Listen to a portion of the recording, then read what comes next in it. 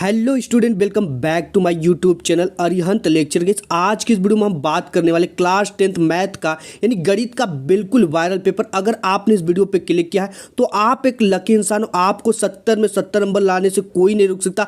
ये जो पेपर है 27 फरवरी का बिल्कुल वायरल पेपर है और आपके बोर्ड एग्जाम में छप चुका है। आपको सिंपली इसको जाकर छाप देना और आपका 70 में 70 नंबर पक्का हो जाएगा। मैं आपको 100% गारंटी के साथ कहता हूं कि अगर आप इस वीडियो को एग्जाम से 1 घंटे भी पहले देखते हो, 1 घंटे भी पहले देखते हो, तो आपको 70 में 65 नंबर बिल्कुल पक्का है। क्योंकि इस बार हमें बोर्ड एग्जाम में 98% लाकर अपना स्टेट लेवल में एक रैंक हासिल करना है। पूरे पेपर को हल करना पड़ेगा। यह है 2024 गणित का बिल्कुल वायरल पेपर। ठीक है, आप बिल्कुल कमजोर भी रहो तो भी 70 में 70 नंबर फोड़ोगे। केवल आप इस पेपर को तैयार कर लेना। ठीक है, तो ये कुछ समय 3 घंटे 15 मिनट मिलेगा आपको और पूर्णांक मिलेगा आपको 70 का। ये कुछ निर्देश दे दिया है, सिंपल ही आपको इसको पढ़ लेना है। इसको पढ़कर मैं आपका टाइम वेस्ट नहीं करूंगा। यहां से आ जाता है खंड अ, जिसमें कि बहुविकल्पी टाइप के प्रश्न दिए गए। ठीक है, इसमें 20 मार्क्स के बहुविकल्पी प्रश्न है और इसका आंसर आपको OMR शीट पर देना है और इसके लिए बोर्ड आपको 1 घंटे का समय प्रोवाइड कराता है, 1 आवर का। एक प्रश्न को हल करने के लिए आपको 3 मिनट केवल देना है। इससे ज्यादा दोगे तो आपके बहुविकल्पी छूट जाएंगे और जो क्वेश्चन आते हैं वो छूट जाएंगे। ठीक है, तो आइए देखते हैं कि जो पहला क्वेश्चन है वो क्या कह रहा है। दे रखा कि यदि 26, 156 का लसा 156 है तो मसा का मान होगा। ठीक है, तो इसे कैसे हल करना है ये देखते हैं आंसर शीट पे। हम यहाँ पे लिख लेते कॉपी में। ठीक है, तो यहाँ पे दे रखा है हमारा 2 संख्या दे रखा है। क्या क्या दे रखा है? एक दे रखा है आपका 26 और एक दे रखा है 156। अब लसा कितना दे रखा है? लसा दे रखा है इन दोनों का 156। ठीक है, अब पूछ क्या रखा है? मसा पूछ रखा है। ठीक है, तो हमें इसका मसा निकालने के लिए एक फार्मूला होता है, उसको हम लगा देंगे यहाँ पे। तो होता है मसा बराबर ये 2 संख्या है। ठीक है, दोनों संख्याओं का गुणनफल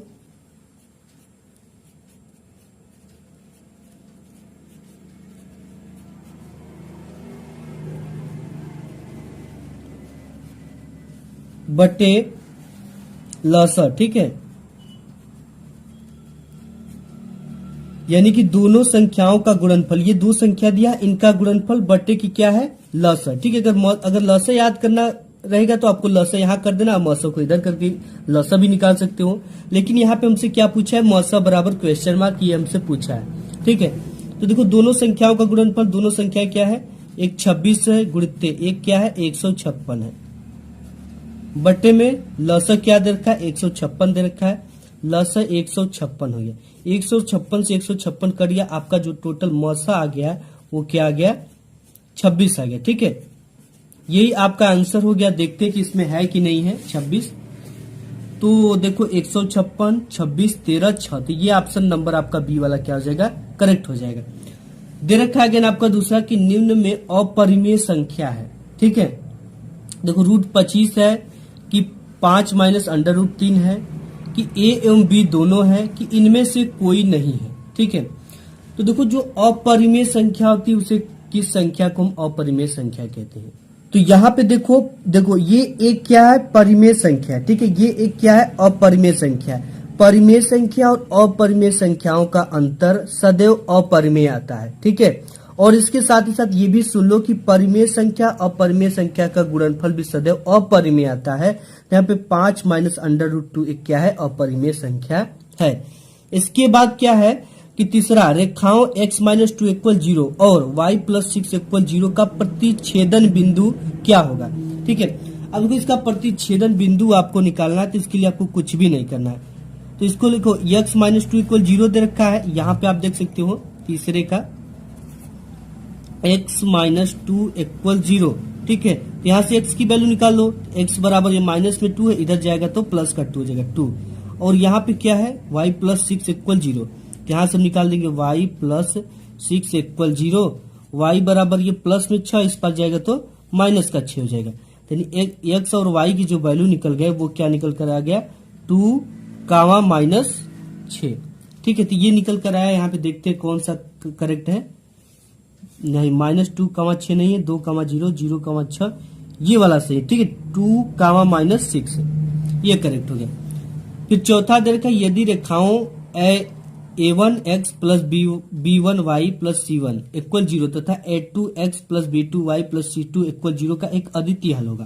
देखो इसका अद्वितीय हल होने के लिए क्या हमारे पास होना चाहिए, इसमें चौथा कि देखो a1 upon a2 equal not b1 upon b2, ठीक है, ये दोनों आपस में बराबर नहीं होने चाहिए।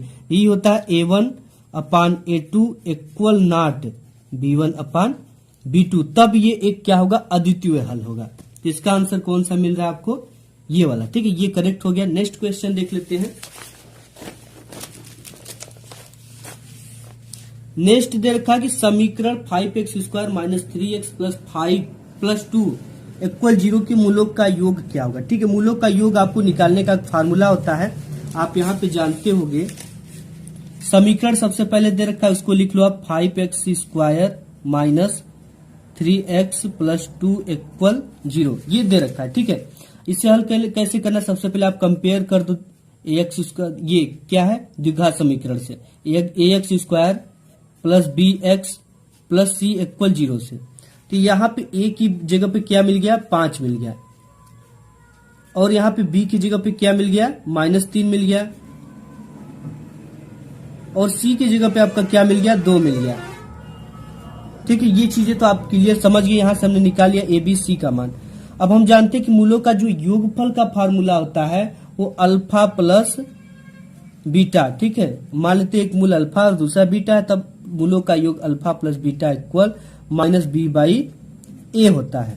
अब माइनस बी बाई ए होता है तो बी की वैल्यू आप जानते हो क्या है, -3, तो यहाँ पे रखो -3 अपान में ए की वैल्यू क्या है, 5 है, 5 इक्वल हो गया माइनस और माइनस मिलकर हो जाएगा प्लस का 3 बट्टे में क्या है 5, यानी 3/5 आपका आंसर हो जाएगा। देखते हैं दिया है कि नहीं ऐसा, तो यहाँ पे पहला ही है आपका 3/5, पहला आंसर करेक्ट हो जाएगा।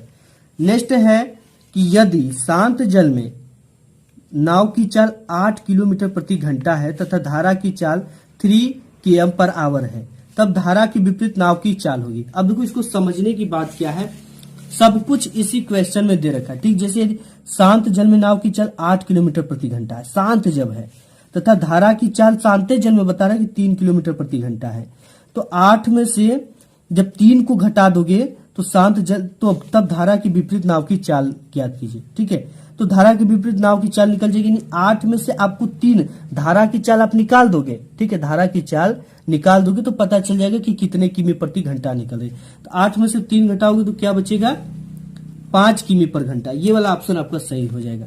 ठीक है, यानी कि देखो इसकी, यदि शांत जल में नाव की चाल 8 किमी प्रति घंटा है तथा धारा की चाल 3 किमी प्रति घंटा है, धारा की चाल, तब धारा की विपरीत नाव की चाल कितनी होगी। तो हम क्या करेंगे, इसमें से धारा की चाल को निकाल देंगे, इसकी मेन चाल में से 8 मेन, अब 3 किमी की धारा की चाल निकाल दो तो 8 में से 3 गया, बराबर आ जाएगा आपका 5। ये वाला आंसर करेक्ट हो जाएगा। इसके बाद दे रखा है कि यदि 20, x, 30 का समांतर श्रेणी में हो, समांतर श्रेणी में हो तो x का मान क्या होगा। ठीक है, इसको हम हल करेंगे, बिल्कुल आसान क्वेश्चन है। यहां से 7वें को, तो देखो 3 क्रमागत पद इसमें क्या क्या दे रखा है, 3 क्रमागत पद,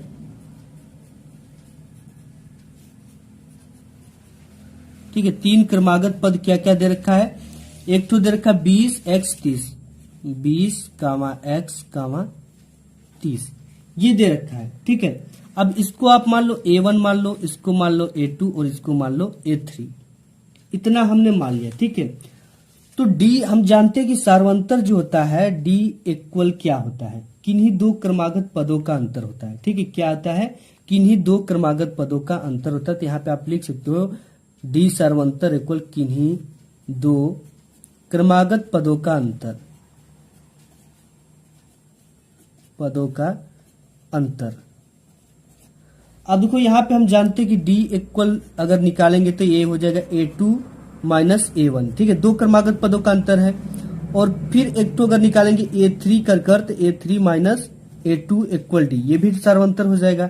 ठीक है, आप समझ गए ना, d ये 2 अगर यहाँ पे है तो यहाँ पे 1 होगा, अगर यहाँ पे 3 है तो 2 का, अगर यहाँ पे 4 होता है तो यहाँ पे 3 होता है। 2 क्रमागत पदों का क्या होता है, अंतर होता है। अब देखो यहाँ पे a2, इसको इस तरह से लिख सकते हो आप, d दोनों है, A2 minus A1 equal A3 minus A2। अब देखो हमको क्या कैसे इसे हल करना है, सिंपल। इसको हम नेक्स्ट पेज पे लिख देते हैं। यहाँ पे ये हो जाएगा आपका A2 minus A1 equal A3 minus A2। ठीक है, अब देखो सबकी वैल्यू दे रखा है। यहां से A2 की वैल्यू क्या है, x है, तो x को लिख दो यहाँ पे। माइनस A1 की वैल्यू क्या है, 20 है, तो 20 लिख दो आप। इक्वल A3 की वैल्यू क्या है, 30 है, 30 लिख दो। माइनस A2 की वैल्यू क्या है, x है, x लिख दिया हमने। अब लिखने के बाद इसे सॉल्व कर देना है। अब देखो x इस पर माइनस में इस पर आएगा तो प्लस में हो जाएगा, तो ये हो जाएगा आपका x और प्लस x इक्वल, अब यहाँ पे 30 प्लस में तो रहने दो, ये माइनस में 20 है, इस पर आएगा तो प्लस का 20 हो जाएगा। ये हो गया। ठीक है, अब देखिए हम क्या करेंगे यहाँ पे कि इनको दोनों को जोड़ देंगे एक्सेस को, तो ये हो जाएगा आपका 2x बराबर 30 20 हो जाएगा आपका 50। इन दोनों को जोड़ेंगे 50। इसके बाद x हो जाएगा आपका, ये गुणा में है 2, इस पर आएगा तो भाग में हो जाएगा, ये जाएगा 50/2। अब इससे ये कट जाएगा कितने बार में, 25 बार में, यानी x की जो वैल्यू आ गई आपका 25। आंसर आपका फाइनली आ गया। ठीक है, बिल्कुल आसान था क्वेश्चन, सिंपली केवल इसे समझना था। तो यहाँ पे हमने देखो ये दो क्रमागत पदों का अंतर होता है, डी सर्वंतर इक्वल 3 पद दिए थे, हमने इसका सार्वंतर निकालने का फार्मूला यहाँ पे रखा और यहाँ पे इन दोनों बराबर थे। अब यहाँ पे A2 A3 का सभी का मान रख दिया और यहाँ पे 25 इसका आंसर आ गया।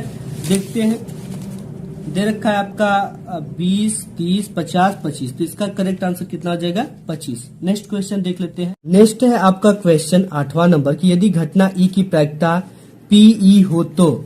ठीक है, तो इसमें आपको बताना क्या है, देखो यहाँ पे 0 जो होती है असंभव प्रायिकता के लिए होती है और 1 जो होता है वो संभव प्रायिकता के लिए होती है, तो ये वाला ऑप्शन आपका क्या हो जाएगा, करेक्ट हो जाएगा। इसके बाद नेक्स्ट है कि दो बिंदुओं 2,3 और 4,1 के बीच की दूरी क्या होगी। ठीक है, तो आप जानते हो सबसे पहले इसके लिए आपको बीच की दूरी का फार्मूला पता होना चाहिए, तभी आप इसको लगा। तो सबसे पहले हम दो बिंदुओं के बीच की दूरी का फार्मूला जान जाएंगे। ठीक है, 9वां क्वेश्चन है, मान लेते एक बिंदु A यहाँ पे है और दूसरा बिंदु B यहाँ पे है।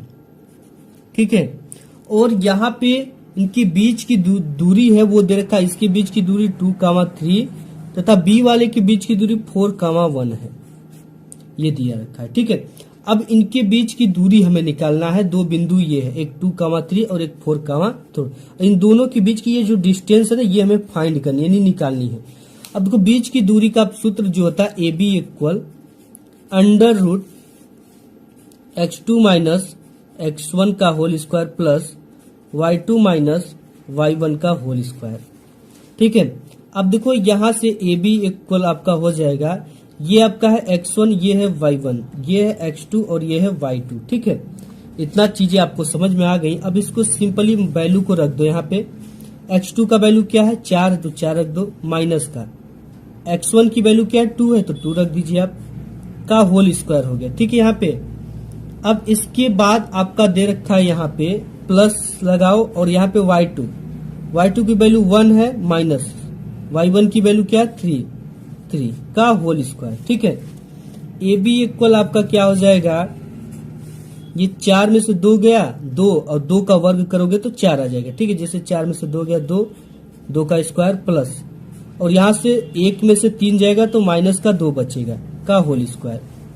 अब AB इक्वल आपका हो जाएगा √4, ये 2 दूना के 4 प्लस ये भी 2 दूना के 4, ये प्लस का 4 हो जाएगा क्योंकि माइनस का स्क्वायर करोगे तो प्लस हो जाता है। AB इक्वल आपका आ जाएगा √8। अब √8 का आप कर दो, ये हो जाएगा आपका 2 चौके 8, 2 चौके 2 दूना के 4, 2 एकम 2। अब जिसका जोड़ा बनेगा वो सिंपली रूट से बाहर रहेगा, जिसका नहीं बनेगा वो रूट के अंदर हो जाएगा। ये आपका आंसर हो जाएगा। ये प्लस और माइनस दोनों का आ सकता है। देखते हैं इसमें क्या दे रखा है।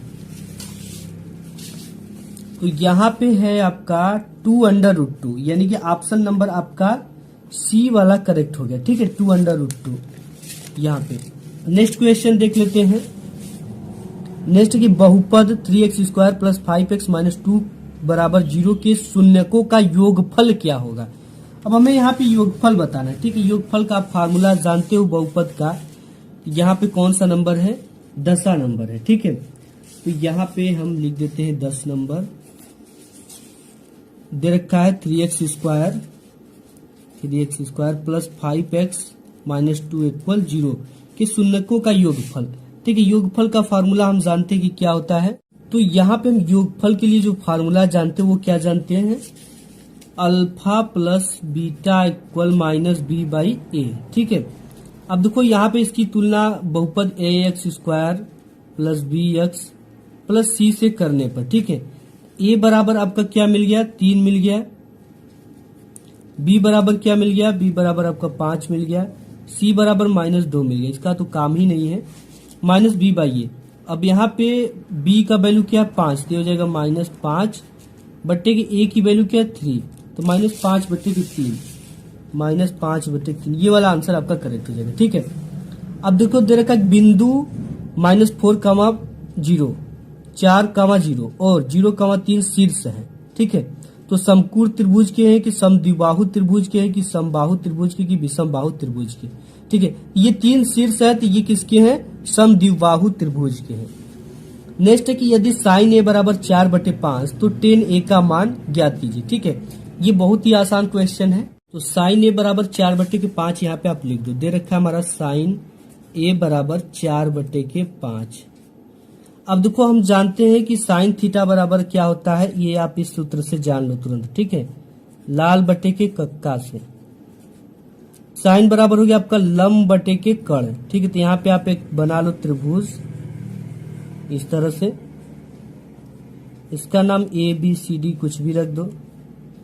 ठीक है, तो देखो होता क्या है कि इसमें लंब क्या है, लंब आपका ये है, तो लंब की वैल्यू क्या है 4 दे रखा है, और ये क्या है कर्ण की वैल्यू 5 दे रखा है, और BC हमें नहीं पता है। ठीक है, देखो इसके लिए हमसे पूछ क्या रखा है, tan पूछ रखा है कि tan A का मान क्या होगा।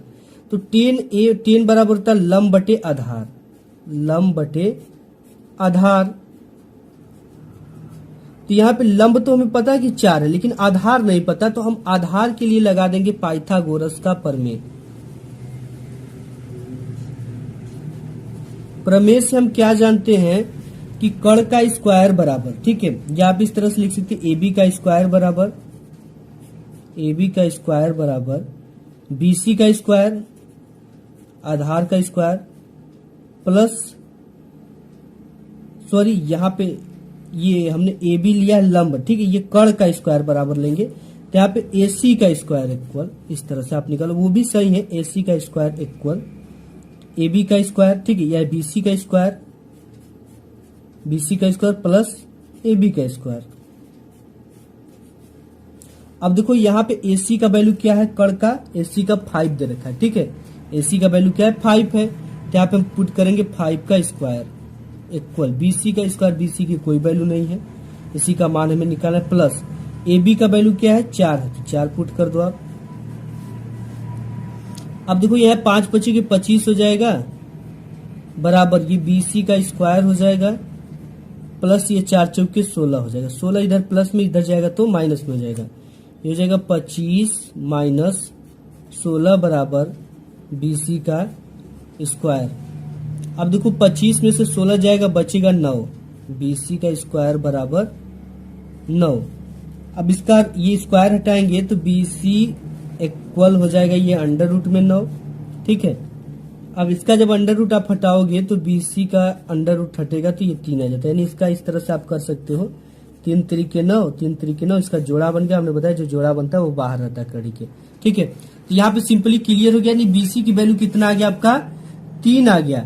अब हमें लंब बटे आधार tan A का वैल्यू पूछ रखा है, तो लंब का क्या वैल्यू है 4 और आधार की वैल्यू क्या आ गई बटे के 3, यानी आपका tan A का जो वैल्यू होगा वो 4 बटे के 3 होगा। ऑप्शन नंबर सी आपका क्या हो गया करेक्ट, 4 बटे के 3। ठीक है, तो ये चीजें बिल्कुल आसान थी। अब है कि sign square theta plus 1/tan square theta का मान क्या होगा। सिंपली इसे आपको मान ज्ञात करना है। ठीक है, तो यहाँ पे सभी की वैल्यू को हम फाइंड कैसे करेंगे ये चीजें हम देख। तो सबसे पहले हम इस वैल्यू को लिखेंगे। ठीक है, तो यहाँ पे देख क्या क्या रखा है, 13 नंबर क्वेश्चन है कि sign square theta plus 1/1 plus tan square theta. ये वैल्यू दे रखा है। ठीक है, यहाँ पे आप देख सकते हो। अब हम जानते हैं कि sec square theta minus tan square theta बराबर 1 होता है। ठीक है, अगर यहाँ से सेक स्क्वायर थीटा की वैल्यू हम निकाल लें, सेक स्क्वायर थीटा बराबर, तो यहाँ से 1 है, ये माइनस में टेन स्क्वायर थीटा उस पर जाएगा बराबर के, तो प्लस का हो जाएगा टेन स्क्वायर थीटा। ठीक है, तो 1 प्लस टेन स्क्वायर थीटा की जगह पे हम क्या लिख सकते हैं, यहाँ पे सेक स्क्वायर थीटा लिख दो आप, सबसे आसान है। यहां से हो जाएगा आपका साइन स्क्वायर थीटा प्लस 1 अपान सेक स्क्वायर थीटा। अब देखो 1 अपान जो सेक स्क्वायर थीटा होता है, ये कास स्क्वायर थीटा बराबर होता है। ठीक है, 1 अपान सेक स्क्वायर थीटा को कास स्क्वायर थीटा लिख सकते हो, या कास स्क्वायर थीटा को 1 अपान सेक स्क्वायर थीटा लिख सकते हैं। यहां से हो जाएगा आपका sine square theta plus cos square theta. अब देखो sine square theta cos square theta का जो वैल्यू होता है प्लस कास स्क्वायर थीटा बराबर 1 होता है। ठीक है, बराबर कितना होता है, 1 होता है। यहाँ पे देखते हैं क्या वैल्यू दे रखा है, sine square theta cos square theta sec square theta 1, तो ये वाला ऑप्शन आपका करेक्ट हो जाएगा, डी। 14 नंबर क्वेश्चन देख रखा है कि एक रेखाखंड AB एक बिंदु P पर इस प्रकार विभाजित किया जाता है कि PB अपान AB इक्वल 3/7, तब अनुपात AP संबंधी PB है। ठीक है, अब देखो इसमें समझने वाली क्या बात है, मैं आपको थोड़ा सा समझाता हूँ। इसमें 14 नंबर क्वेश्चन में यही बोल रखा है कि एक रेखाखंड AB है। ठीक है, यहाँ पे आपको एक रेखाखंड A और B को बना लेना है। एक बिंदु P है, P पर इस प्रकार विभाजित किया जाता है। एक बिंदु मान लो यहाँ पे कोई P है, इस पे इस प्रकार ये विभाजित किया जाता है, यानी बांटा जाता है कि PB बराबर 3। ठीक है, यहाँ पे PB का बराबर कितना, 3। यहाँ पे एक बिंदु P है, तो PB बराबर आपका कितना है, 3, और AB बराबर कितना है, टोटल 7 है, यानी A और B बराबर टोटल इसका वैल्यू कितना है, 7 है, 7 है। ठीक है, तब अनुपात AP बटे के PB क्या होगा। अब देखो PB तो आपको पता है कि 3 है, PB आपको पता है कि 3 है, AP का वैल्यू हमें नहीं पता, A और P का वैल्यू पता नहीं है। तो हम देखो ये पूरा वैल्यू कितना है, ये टोटल 7 है, 7 में से 3 को घटा देंगे तो इसकी वैल्यू हमें पता चल जाएगी कि इसकी वैल्यू क्या है। तो 7 में से जब आप 3 घटाओगे तो आपका बचेगा क्या, 4। तो AP की जो वैल्यू आ जाएगी वो 4 आ जाएगी। ठीक है, अब उससे पूछ क्या रखा है, AP संबंधे PB, AP संबंधे PB। ठीक है, तो AP की वैल्यू क्या निकल कर आ गई आपके पास, 4, संबंधे लगा दो, PB की वैल्यू क्या है, 3, तो ये 4 संबंधे 3 आपका आंसर हो जाएगा। ऑप्शन नंबर आपका ये वाला करेक्ट हो जाएगा, 4 संबंधे 3, इसको आप करेक्ट मार दो। नेक्स्ट क्वेश्चन देख लेते हैं, आपका दे रखा है 15 नंबर वाला क्वेश्चन। ठीक है, एक वृत्त की परिधि 22 सेमी, इस वृत्त के चतुर्थांश का क्षेत्रफल क्या होगा। ठीक है, तो वृत्त की परिधि कितना है, 22 सेमी। यहाँ पे 15 नंबर डालकर वृत्त की परिधि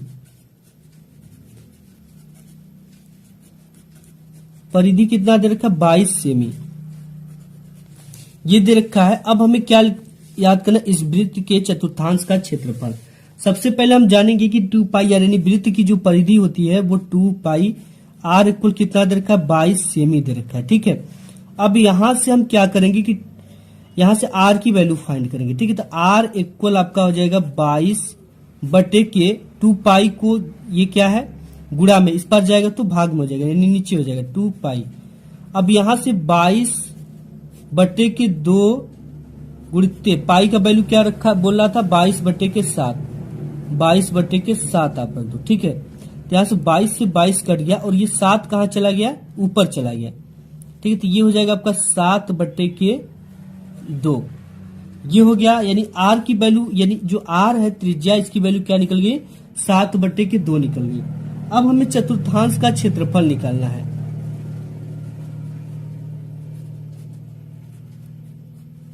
का क्षेत्रफल, ठीक है, चतुर्थांश का क्षेत्रफल का फार्मूला आपका होता है पाई R का स्क्वायर अपान 4, ये होता है। ठीक है, पाई की वैल्यू हम जानते हैं क्या रखना है, हमें 22 बटे के 7 रखना है, गुणित R का स्क्वायर में क्या दे रखा है, 7 बटे के 2, 7 बटे के 2 गुणित 7 बटे के 2, 2 बार रखना, स्क्वायर कर दो या 2 बार रख दो, चीजें सेम है, बटे के 4 है। ठीक है, यहाँ 7 से 7 क्या गया, कट गया, और ये 2 से 11 बार में कट गया, ठीक है।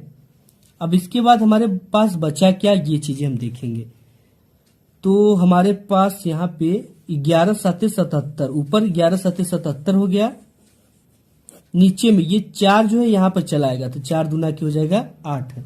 यानी टोटल हमारे पास जो है 77/11 सेंटीमीटर का स्क्वायर हो जाएगा। ठीक है, क्षेत्रफल है सेमी का स्क्वायर, ये आपका आंसर हो जाएगा फाइनली। यहाँ पे देखते हैं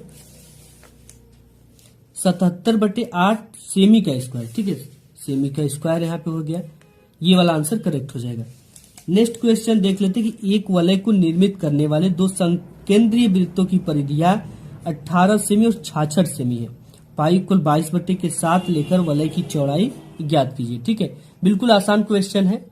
तो गाइस, आपने अगर अभी तक वीडियो को लाइक नहीं किया तो वीडियो को लाइक कर दे और अपने सभी दोस्तों में इस वीडियो को शेयर कर दो, क्योंकि उनका भी हेल्प हो सके। ठीक, इतना काम आप कर दो फटाफट। 16 नंबर क्वेश्चन में सबसे पहले हमको एक परिधि दे रखा है 18 सेमी।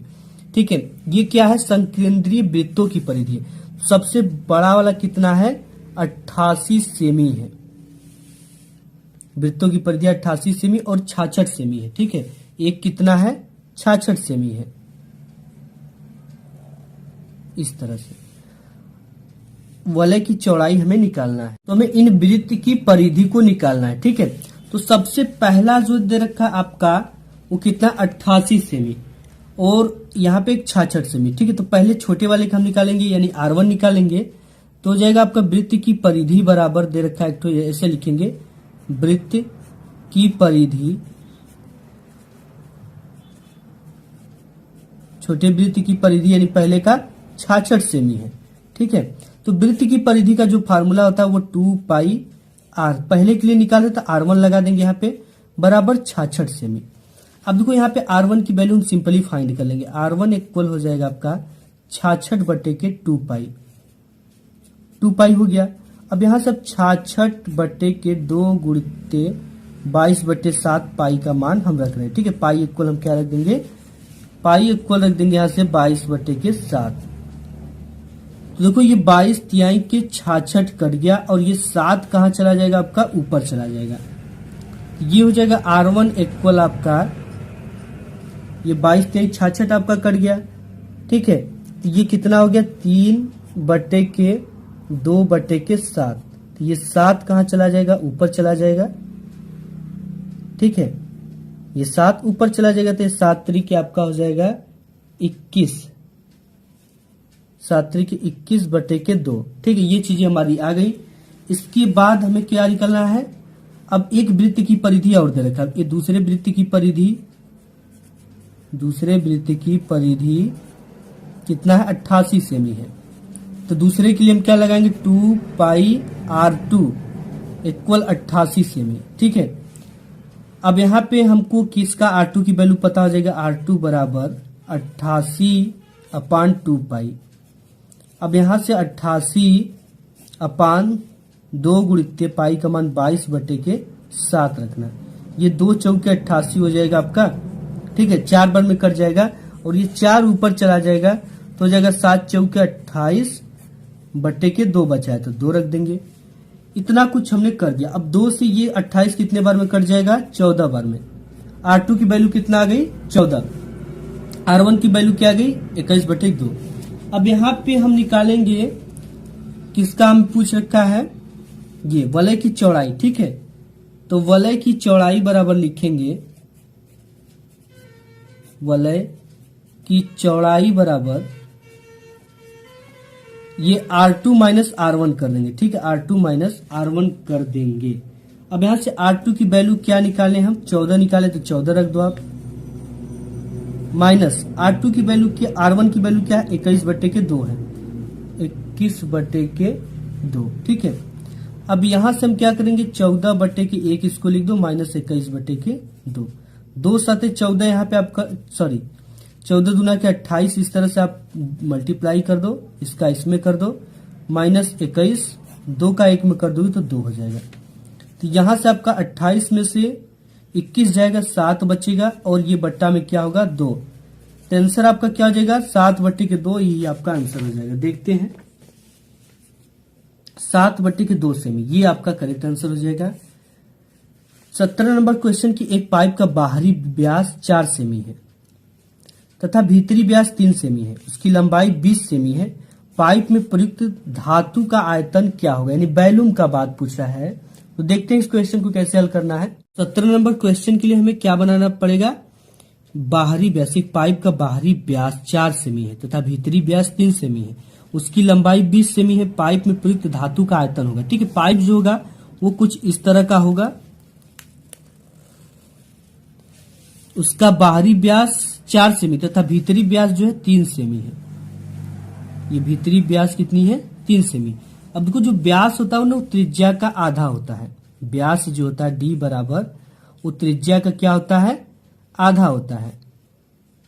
सॉरी, जो इसका त्रिज्या होता है ना वो व्यास का आधा, डी बाई 2 हो जाएगा।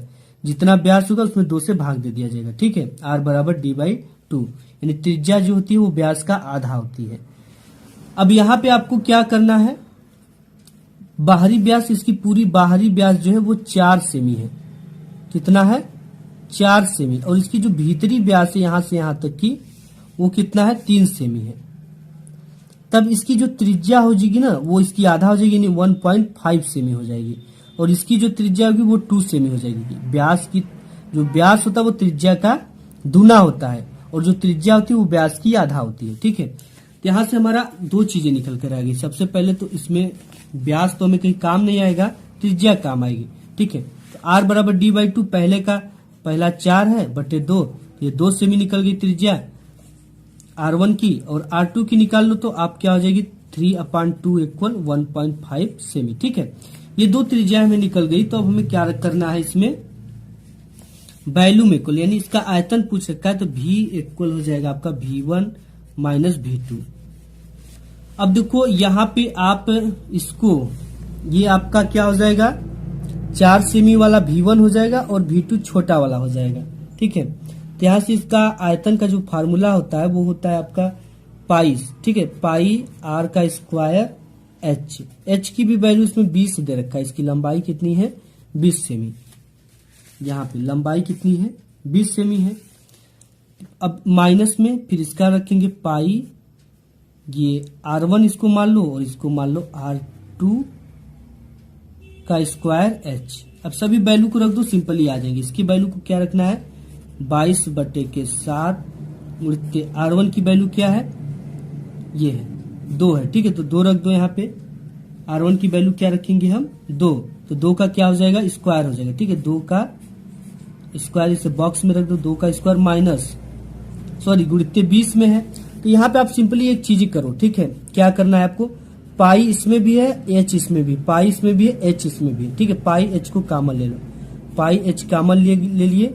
आपके पास क्या बचा, R1 का स्क्वायर माइनस R2 का स्क्वायर। ठीक है, ये चीजें बची। अब पाई हो गया, H की वैल्यू हम इस पार रखेंगे जैसा कि मान में दिया गया। R1 की वैल्यू क्या है, R1 की वैल्यू 2 निकला है तो 2 का स्क्वायर रख दो आप, माइनस R2 की वैल्यू क्या है, 1.5 सेमी, 1.5 सेमी का स्क्वायर।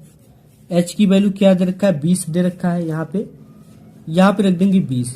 अब इसे हल नहीं करना, इतना ही वैल्यू आपको निकालकर इसके मान का सही टिक कर देना है। यहाँ पे पाई 2 का स्क्वायर माइनस 1/1.5 का स्क्वायर और 20 है, तो ऐसा ही हमने यहाँ पे निकाल दिया। पाई 2 का स्क्वायर माइनस 1.5 का होल स्क्वायर 20, ये वाला ऑप्शन आपका करेक्ट हो गया। नेक्स्ट है कि किसी बेलन का आयतन होता है, तो आप जानते हो कि जो कोई भी बेलन होता है उसका जो आयतन होता है वो पाई का R स्क्वायर H होता है। नेक्स्ट है कि आंकड़ों 2, 8, 4, 6, 5 की माध्यिका क्या होगी।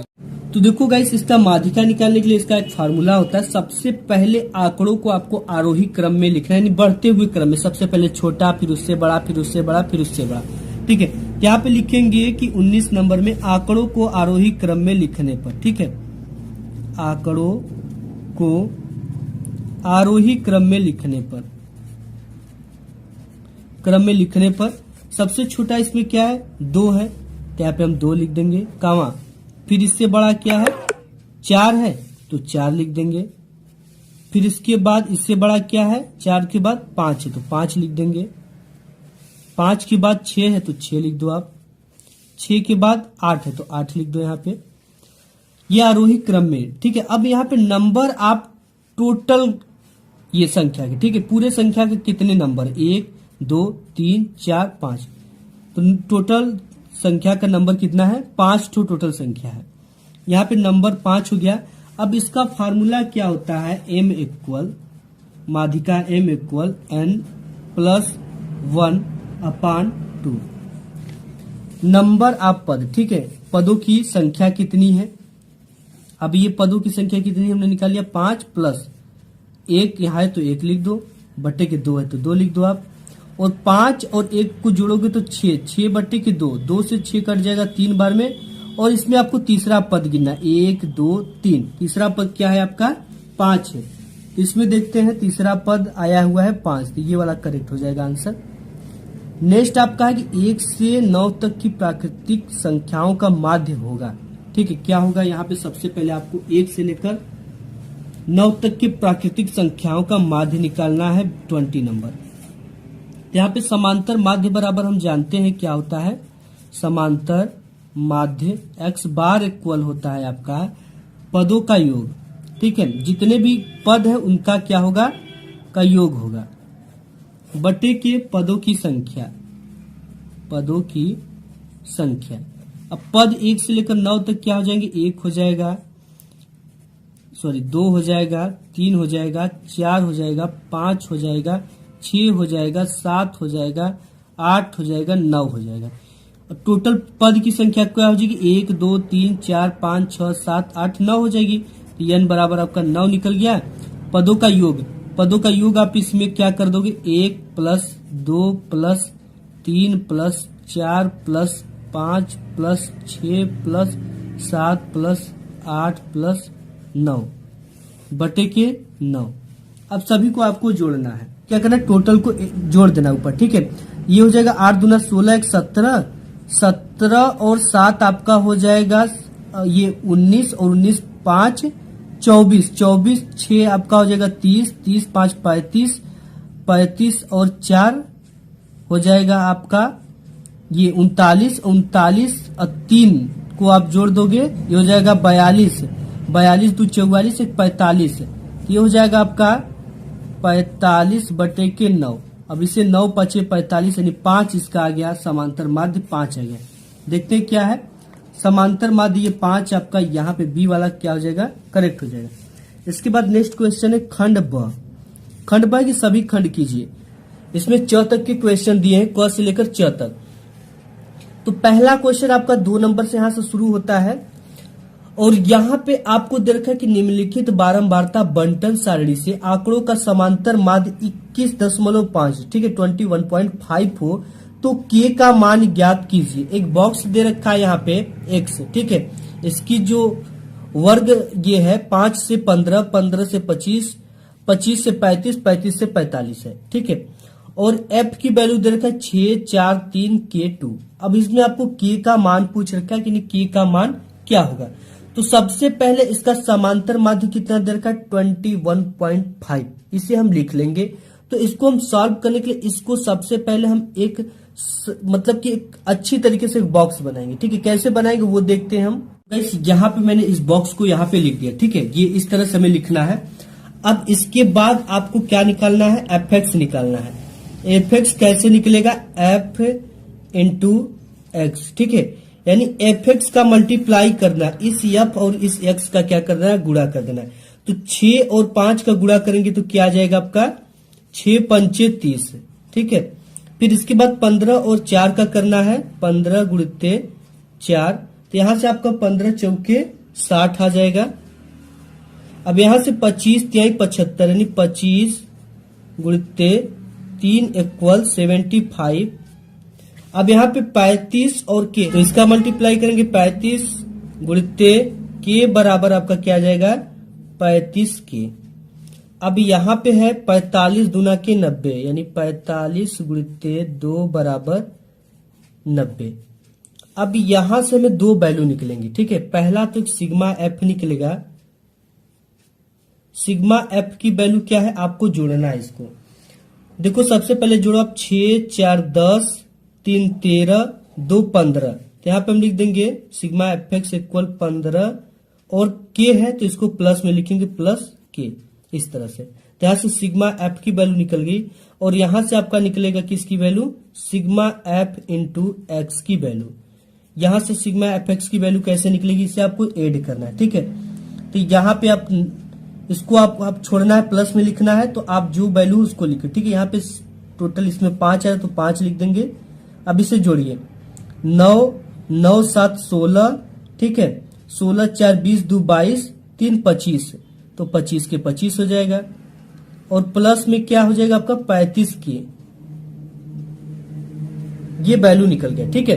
अब हमें क्या निकालना, इसके बाद आंकड़ों का माध्य हमें इसमें दे रखा है, कितना है, आंकड़ों का जो समांतर माध्य 21.5 है। हम यहाँ पे लिखेंगे कि आंकड़ों का समांतर माध्य बराबर हमारा सूत्र होता है, आंकड़ों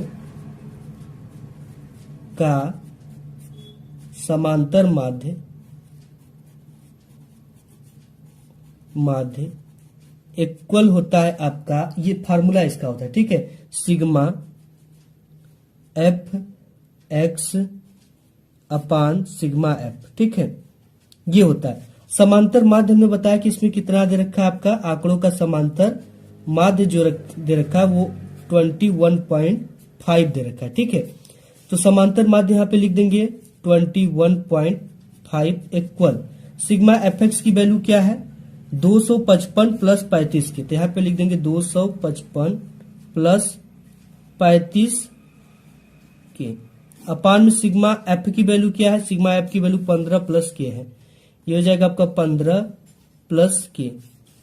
अब 15 प्लस के का मल्टीप्लाई इधर कर देंगे हम, तो क्या आ जाएगा 21.5 और इसका ये हो जाएगा आपका 15 प्लस के, ठीक है, इक्वल यहाँ पे हो जाएगा 255 प्लस 35 के, ठीक है। इसका मल्टीप्लाई में इसमें करना और ये चीजें अपने जगह पे हैं। अब 15 का गुणा 21.5 में करना है, तो ये आ जाएगा आपका, देखो 15 5 75 के 5 पॉइंट लगा दो, फिर 15 एकम 15 और 15 7 22 के 2 हाथ में लगा दो, 15 दूना 30 2 32, ऐसे मल्टीप्लाई करना, ठीक है। तो यहाँ से 322.5 प्लस के का मल्टीप्लाई इधर कर देंगे तो 21.5 के हो गया, ठीक है, बराबर 255 प्लस 35 के। अब देखिए क्या करेंगे, संख्या वालों को इधर ले आएंगे, ये प्लस में है, इस पर आएगा तो माइनस में हो जाएगा, ठीक है। यहां से हो जाएगा आपका 322.5 माइनस 255, फिर प्लस, तो प्लस लगा दो, ठीक है, या तो इसको आप उस पर भेज दो, भेज देते हैं हम। यहां से हो जाएगा आपका 35 की अपने जगह पे है और ये प्लस में है, इस पर गया तो माइनस में हो जाएगा, बराबर के माइनस 21.5 की। अब इसमें से इसको आपको घटाना है, जब आप घटाओगे तो ये कितना आएगा, अब देखो यहां से आपका 0.5 तो लिखा जाएगा, ठीक है, इसको आप घटा दो 5 और इसके बाद यहाँ पे बचेगा 12, 12 में से 5 गया 7 बचा, ये पॉइंट लगा देना, और यहाँ 11 में से जब 5 जाएगा तो 6 बचेगा और यहाँ पे क्या बचा 2 में से 2 गया, कुछ नहीं बचा, यानी इसको आप घटाओगे तो 67.5 इक्वल। अब यहाँ पे क्या है, पहले 0.5 लगा दो आप, अब इसके बाद 5 में से 1 गया तो आपका बचा 4, 3 में से 2 गया, 3 में से 2 गया बचा 1, यानी कि ये बचा 14 पॉइंट के। अब यहां से के की वैल्यू हम निकालेंगे तो के ये किसमें, गुणा में है और ये चीजें गुणा में है, इस पर आएंगी तो भाग में हो जाएंगे, ठीक है, पक्षांतर का नियम यही कहता है। यहां से के बराबर आपका आ जाएगा 67.5 अपान 14.5, ठीक है। देखो यहां से जो आपका कट कर आएगा, आप जानते हो कि 14 5 65 होता है और इसमें 5 0.5 का मल्टीप्लाई करोगे तो 2.5 हो जाएगा, यानी 67.5। ये मतलब वैल्यू कट जाएगा आपका 5 बार में। कितने बार में कट जाएगा, तो इसका जो आंसर आएगा वो क्या आएगा, के का मान 5 आएगा, ठीक है। आप इसे काट लेना, ये कटेगा 5 बार में। ये गाइस इसका आंसर हो गया। नेक्स्ट क्वेश्चन देख लेते हैं। यहाँ पे नेक्स्ट क्वेश्चन ख नंबर है, के किस मान के लिए समीकरण 2x² माइनस के in bracket x minus 1 equal 0 के मूल बराबर होंगे। ये भी 2 नंबर का क्वेश्चन है। तो सबसे पहले हम इस समीकरण को लिखेंगे, ठीक है, 2x² माइनस के। तो यहाँ पे हम ख नंबर कर रहे हैं पहले का, यहाँ पे 2x² minus kx minus 1 equal 0। ठीक है, इससे हमें सॉल्व करना है मूल बराबर कब होंगे। तो इसके लिए हमें क्या करना पड़ेगा, सबसे पहले इसकी तुलना बहुपद x² plus bx plus c equal 0 से करने पर।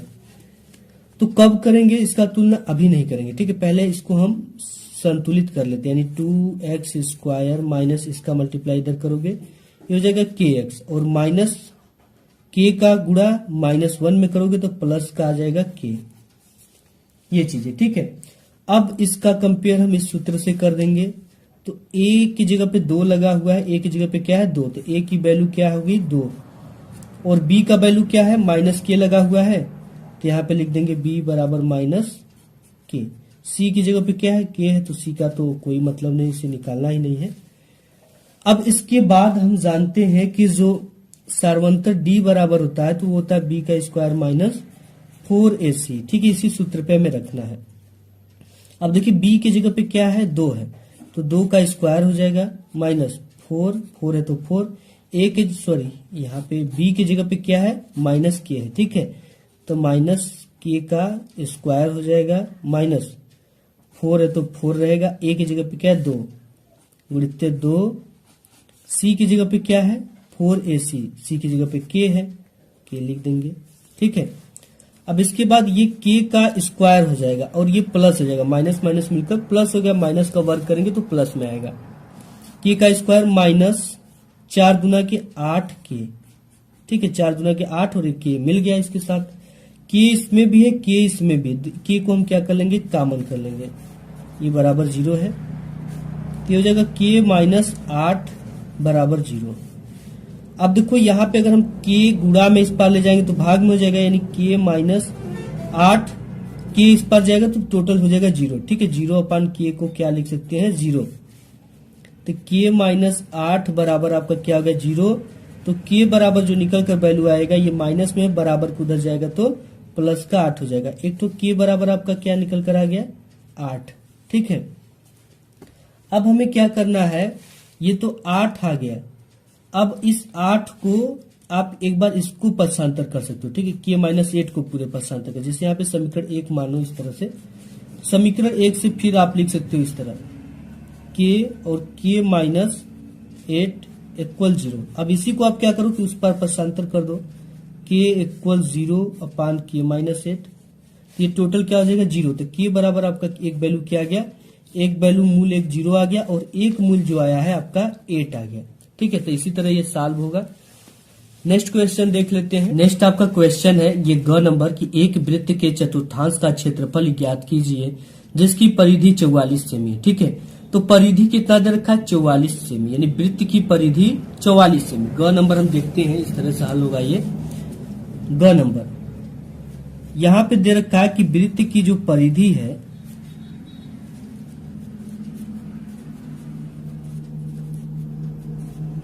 वो बराबर कितना है 44 सेमी, और जो वृत्त की परिधि का फार्मूला होता है वो 2 πr होता है। ठीक है, और परिधि कितना दे रखा है 44।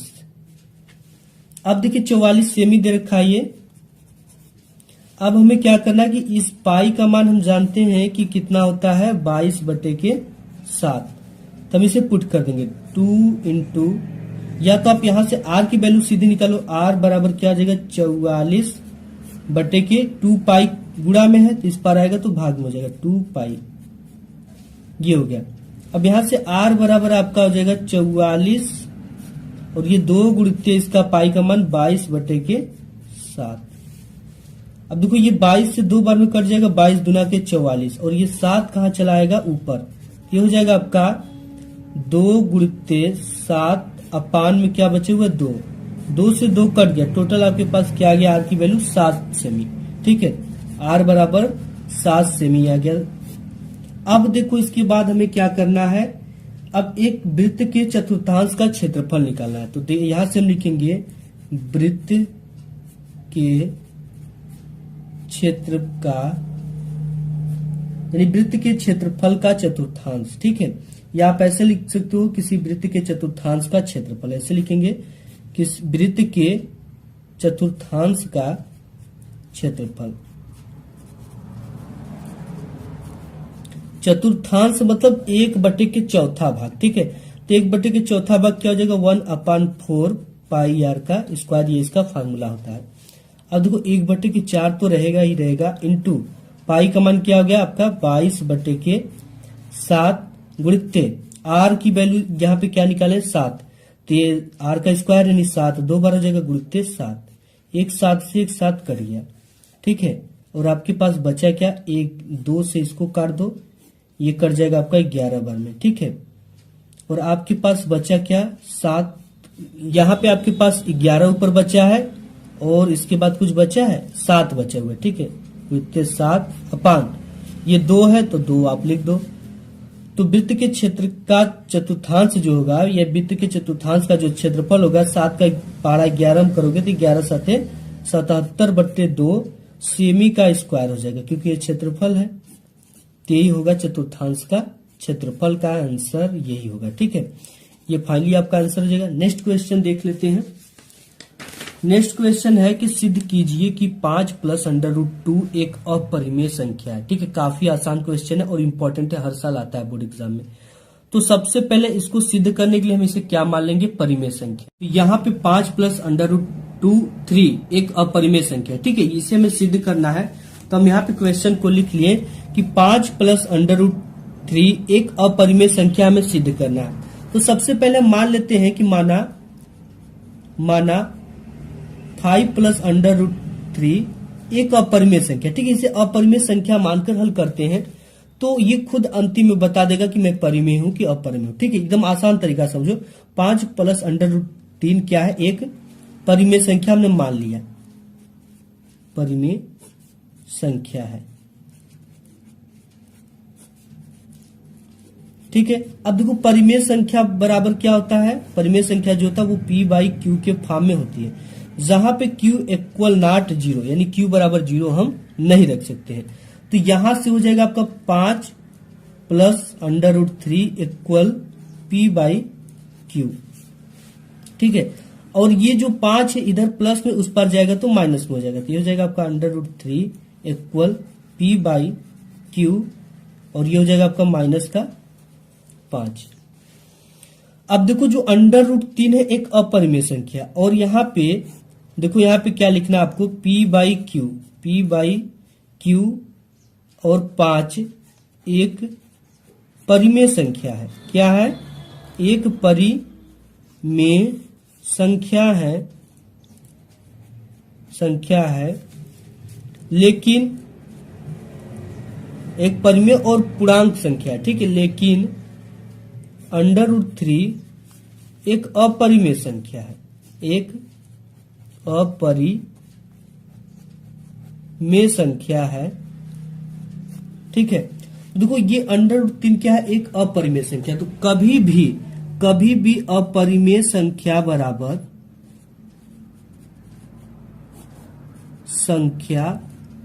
बराबर परिमेय संख्या हो ही नहीं सकता, ठीक है। कभी भी परिमेय संख्या बराबर अपरिमेय संख्या नहीं हो सकता। अतः हमारी जो कल्पना है, हमारी कल्पना 5 + √3 एक परिमेय संख्या है,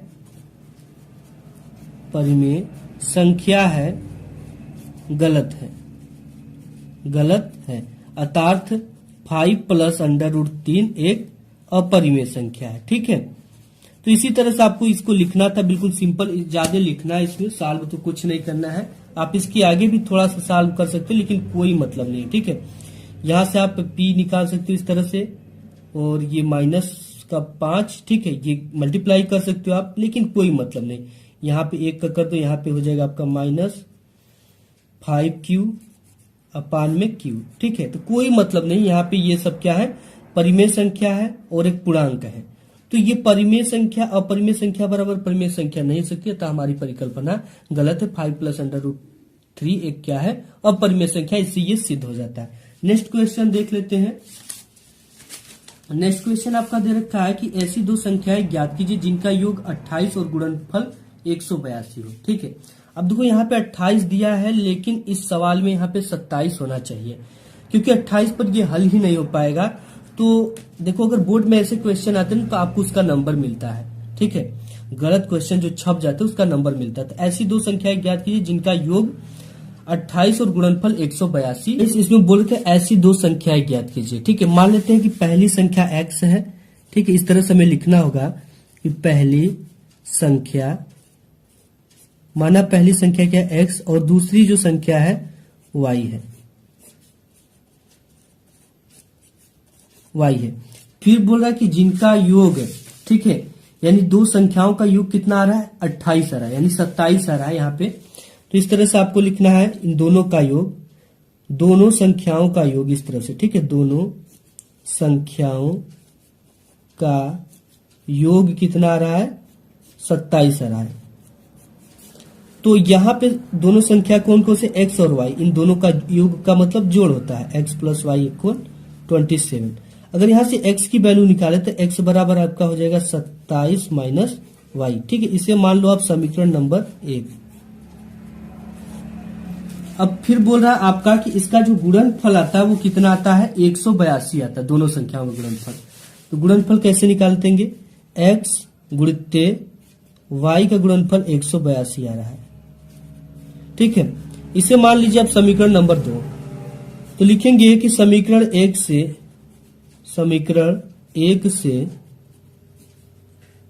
x का मान समीकरण 2 में रखने पर,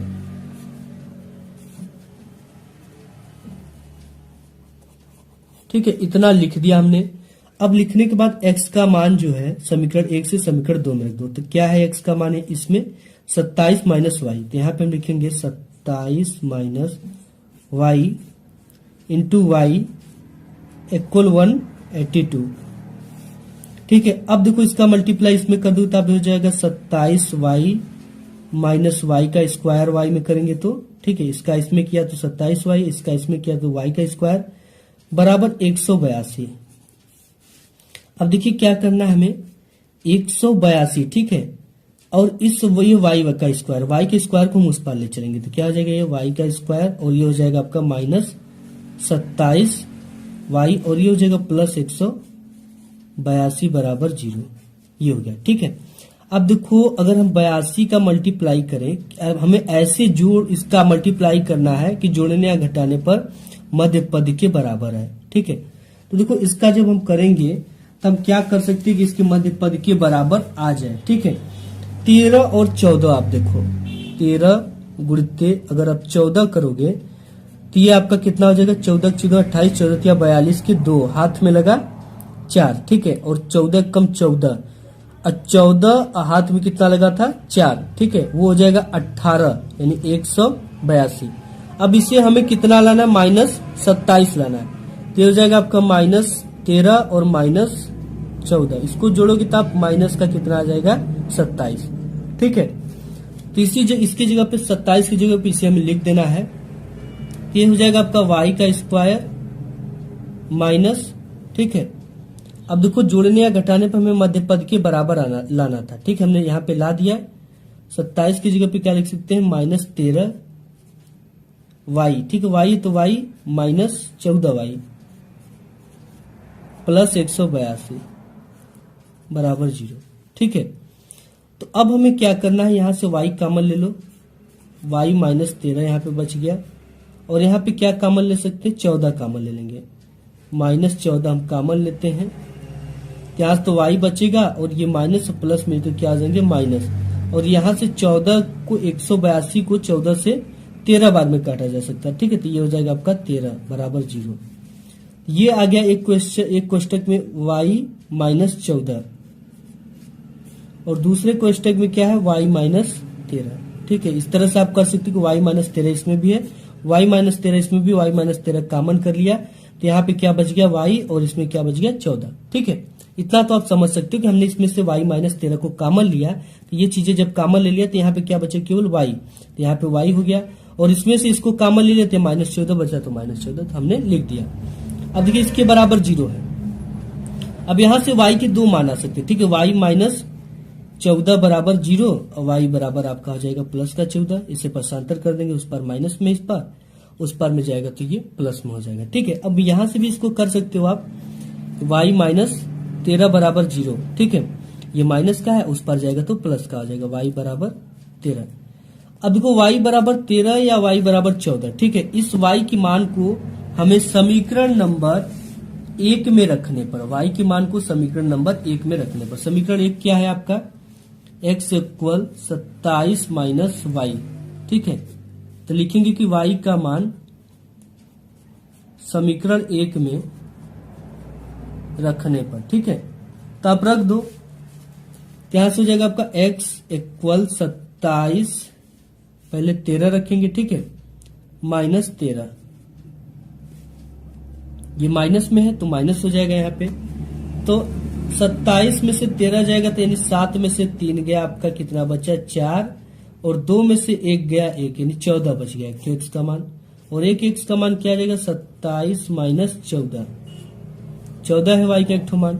तो एक्स बराबर जब 27 में से 4 तो यहाँ पे 3, 2 में से 1, यहाँ 13, एक ठो 13 आ रहा है, एक ठो आपका क्या आ रहा है 14।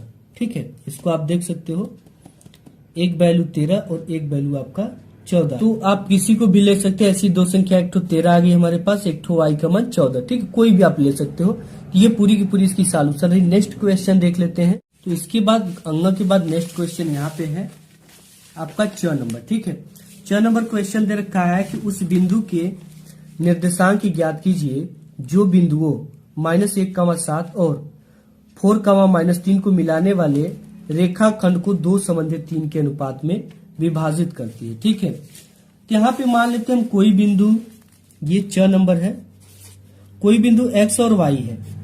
ये क्या कर रही है कि जो दो बिंदु x1 और y1 मान लेते हैं और एक दूसरी बिंदु x2 और y2 को मिलाने वाली रेखाखंड को दो भागों में बांट रही है, यानी 2 भाग m1 संबंधे m2 में क्या करी, बांट रही है।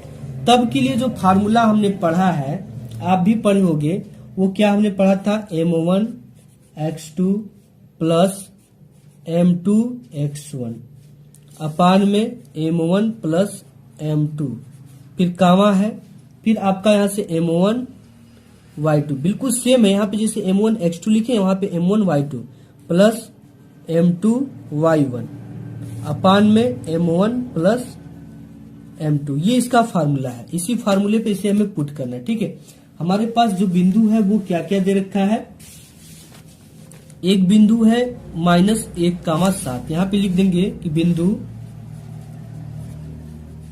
दे रखा है क्या, -1,7 और दूसरी बिंदु जो है वो 4,-3 है। मिलाने वाली रेखा को दो संबंधित 3 के अनुपात में विभक्त करें। कितने संबंधी अनुपात में, 2 संबंधी 3 के अनुपात में विभक्त करें। अब हमें फार्मूले पे इसे रख देना, ये आपका हो जाएगा x1, ये हो जाएगा आपका y1, ये हो जाएगा आपका x2 और ये हो जाएगा आपका y2, ये हो जाएगा आपका m1, ये हो जाएगा आपका m2। वैल्यू को रख देना, सिंपली मान आ जाएगा। तो यहां से आप m1 की वैल्यू क्या है, इसमें m1 की वैल्यू 2 दे रखा है तो 2 लिख देंगे। x2 की वैल्यू क्या है, 4 है तो गुणित 4 लिख दो, प्लस m2 की वैल्यू क्या है, 3 है तो 3 रख दो, गुणित x1 की वैल्यू क्या है, x1 की वैल्यू -1 है, रख दिया हमने, अपान में m1 plus m2, m1 plus m2, यानी 2 प्लस 3 को हमें ऐड कर देना है। ठीक है, अब इसके बाद कामा लगा है m1 y2। ठीक है, m1 की वैल्यू क्या है 2, गुणित y2 की वैल्यू क्या है -3, प्लस है तो प्लस लगा दो आप। अगेन m2 की वैल्यू क्या है 3 है, गुणित y1 की वैल्यू 7 है तो यहाँ पे 7 लिख दो, अपान में m1 plus m2, m1 plus m2, 2 plus 3। ठीक है, यहां तक तो क्लियर चीजें हो गई, कोई दिक्कत तो नहीं हो रहा होगा इसमें। अब हमें इसे क्या करना है, सॉल्व करना है। ये हो जाएगा आपका 4 दूना की 8 है, प्लस और ये 3 एक कम 3, तो ये माइनस है तो ये इसको क्या कर देगा, माइनस कर देगा, बटे के 3 2 5, ये तो हो गया इतना। अब इसके बाद हमें क्या करना है, ये 3 दूना के 6, ये माइनस का 6 हो जाएगा आपका, प्लस ये हो जाएगा 7 3 के 21 है, और ये हो जाएगा 3 2 5 है। अब हमें इसे हल करना है। ठीक है, 8 में से 3 गया, बचा 5, नीचे क्या है बटे के 5 है, तो ये तो कट जाएगा, कामा एक तो क्या आ गया यहां से, ये 21 में से 6 जाएगा आपका, बचेगा 15 बटे के 5। ठीक है, तो ये हो जाएगा 5 तिहाई के 15, यानी इसकी जो वैल्यू आ जाएगी 3 आ जाएगी। तो यहां से आपकी किसकी वैल्यू निकल गई, ये x की वैल्यू थी और ये y की वैल्यू थी, तो y की वैल्यू क्या आ गई आपकी 3 आ गई। ठीक है, तो यहां से इसका जो फाइनल आंसर होगा वो कितना होगा, 3 होगा, और एक तो x की वैल्यू कितना हो जाएगा, 1 हो जाएगा। यानी कि दो जो दे रखा था कि दो बिंदु के निर्देशांक, तो एक तो 1 आया है, ये कट जाएगा, ये x का वैल्यू था और ये y का वैल्यू था। ठीक है, क्योंकि इसमें y था, इसमें x था, तो ये आपका x का वैल्यू है और ये y का वैल्यू है। तो x की वैल्यू कितना आ गई, 1 आ गई, और y की वैल्यू 3 आ गई। तो ये दो बिंदु है जिनके निर्देशांक हमें निकालना था। ठीक है, तो नेक्स्ट क्वेश्चन देख लेते हैं। तो गाइस यहाँ से आपका ये चौथा तो समाप्त हो गया क्वेश्चन। यहाँ से दूसरा नंबर आ जाता है कि निम्नलिखित में से किन्हीं 5 खंडों को हल कीजिए। ठीक है, टोटल 5 खंड हल करने हैं।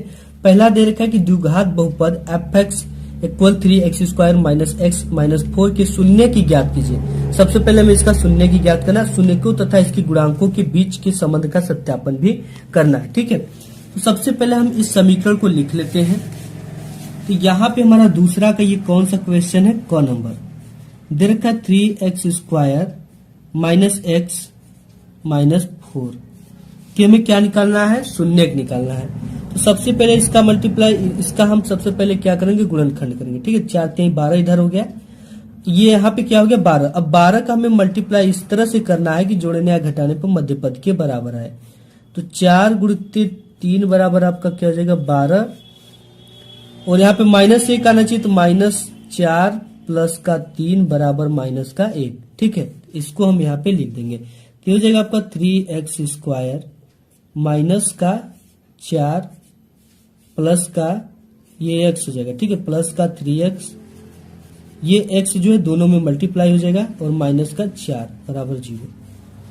अब देखिए हमें क्या करना है, यहां से क्या कॉमन, x इसमें भी है, x इसमें भी कॉमन ले लो आप, तो यहां पे बचेगा 3x - 4। यहां से प्लस का क्या कॉमन ले लेंगे, यहां पे भी 3x - 4 है, तो यहां पे 1 कॉमन ले लो। ठीक है, प्लस का 1 कॉमन ले लेंगे, 1 कॉमन लिया, तो यहां पे बच गया आपका 3x - 4। ये चीजें हो गया, इस 3x - 4 इसमें भी, 3x - 4 इसमें कॉमन ले लो, 3x - 4 कॉमन लिया, तो यहाँ पे क्या बचा, x बचा, प्लस यहाँ पे क्या बचा 1 बचा, बराबर का 0 है। ठीक है, अब देखिए यहाँ पे आपका क्या हो जाएगा, पहले इसको हम हल करेंगे, x की वैल्यू निकालेंगे, 3x - 4 = 0, 3x = ये माइनस का 4 उधर जाएगा तो प्लस का 4 हो जाएगा। x की वैल्यू जो निकलेगी आपका 4 बटे के 3, एक इसका मान आ गया, इसके शून्य। अब यहां से एक वैल्यू और निकाल लो आप, x + 1 बराबर 0, x बराबर क्या हो जाएगा -1, एक वैल्यू ये निकल गया। अब इसी वैल्यू से हमें बोल रखा है कि इसको सत्यापन करना है। ठीक है, तो हम जानते हैं कि जो शून्यकों तथा इसके गुणांकों के बीच संबंध को स्थापित कीजिए। तो हम सबसे पहले इसका हम क्या निकालेंगे, योग निकालेंगे। ठीक है, बहुपद का योग निकालेंगे, यानी कि मान लेते कि मूल अल्फा और बीटा है। ठीक है, ये अल्फा ये बीटा मान लो, माना इसके मूल अल्फा एंड बीटा है, तब मूलों का योग, यहां से मूलों का योग अल्फा प्लस बीटा बराबर होता है -b/a। ठीक है, अब इसकी कंपेयर हमें इस सूत्र का जो कंपेयर था, इसको किस सूत्र से करना था, ax² + bx + c = 0। यहां से a की वैल्यू जो आ गई आपकी 3 आ जाएगी। ठीक है, a बराबर 3, और यहां से b बराबर -1 आ जाएगा, और c बराबर -4 आ जाएगा। ठीक है, ये चीज है। तो अल्फा प्लस बीटा यानी मूलों का योग बराबर -b/a।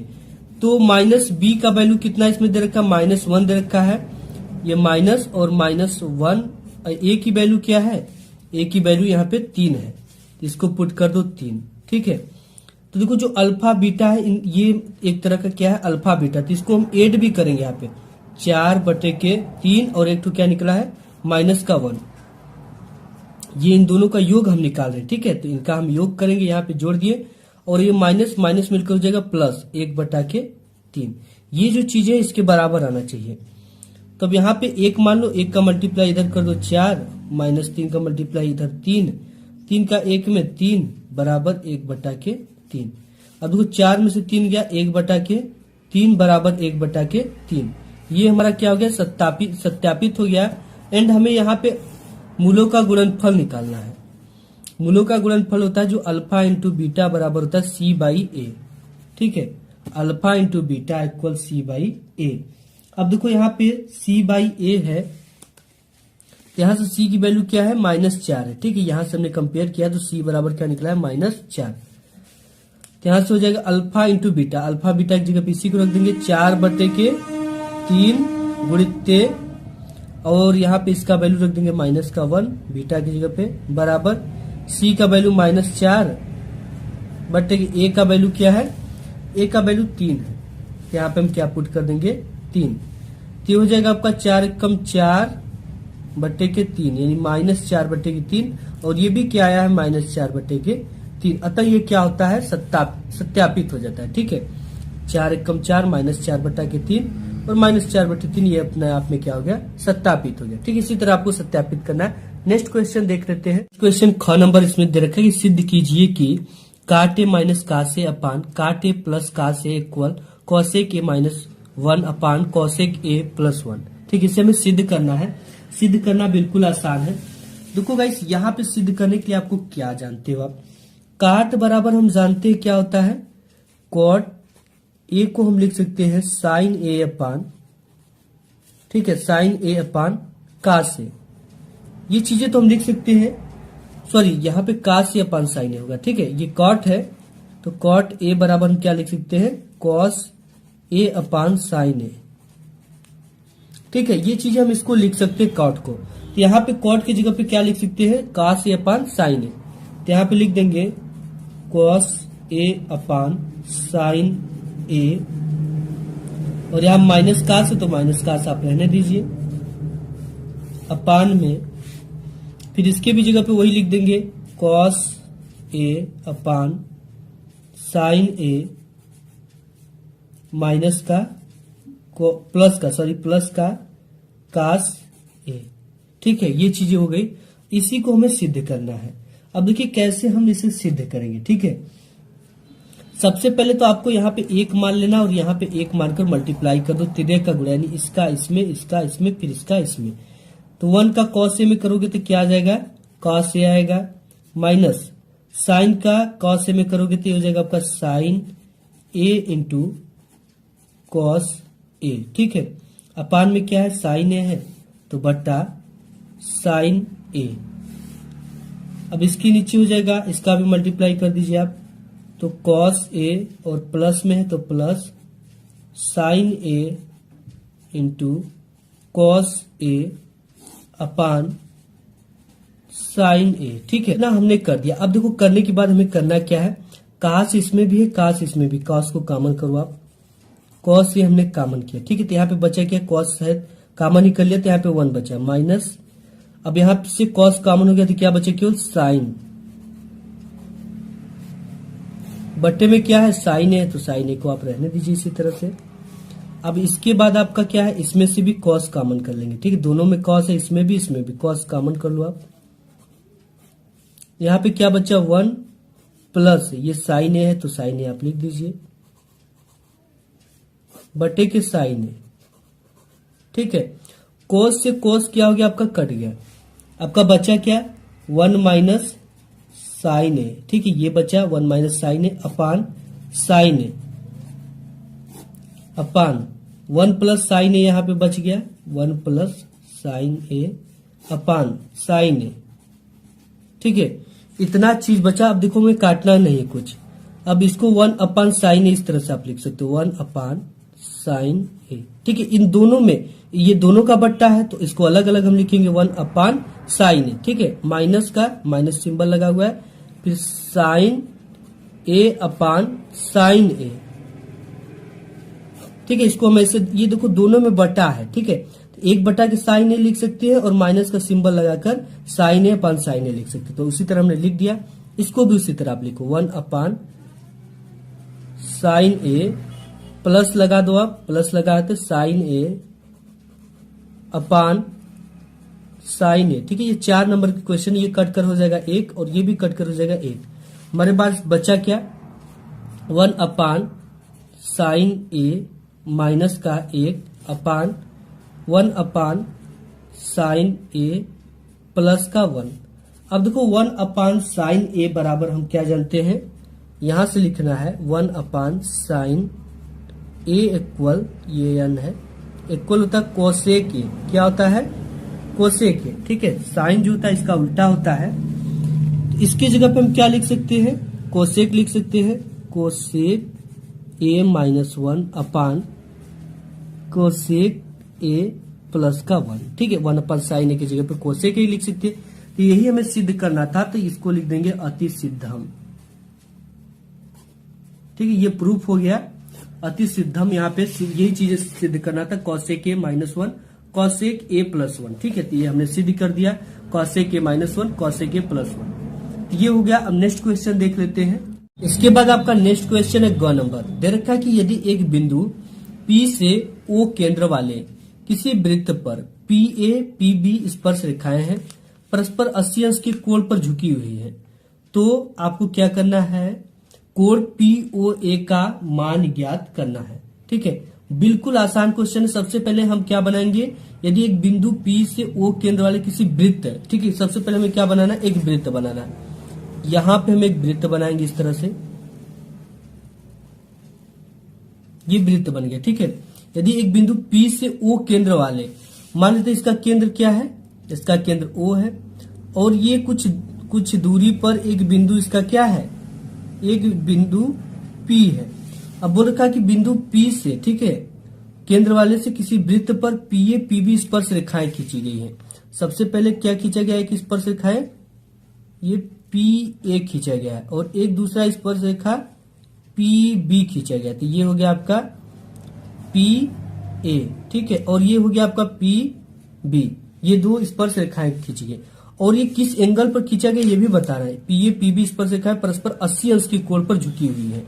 ये इनका दोनों का एंगल कितना है, 80 डिग्री सेल्सियस। ठीक है, अब इसको आप इस तरह से मिला देंगे, ये केंद्र इसका थोड़ा सा ऐसे बढ़ा लेते हैं ऐसे, और इसको भी मिला देंगे इस तरह से, इस तरह से आपको मिला देना। ठीक है, ये मिल गया।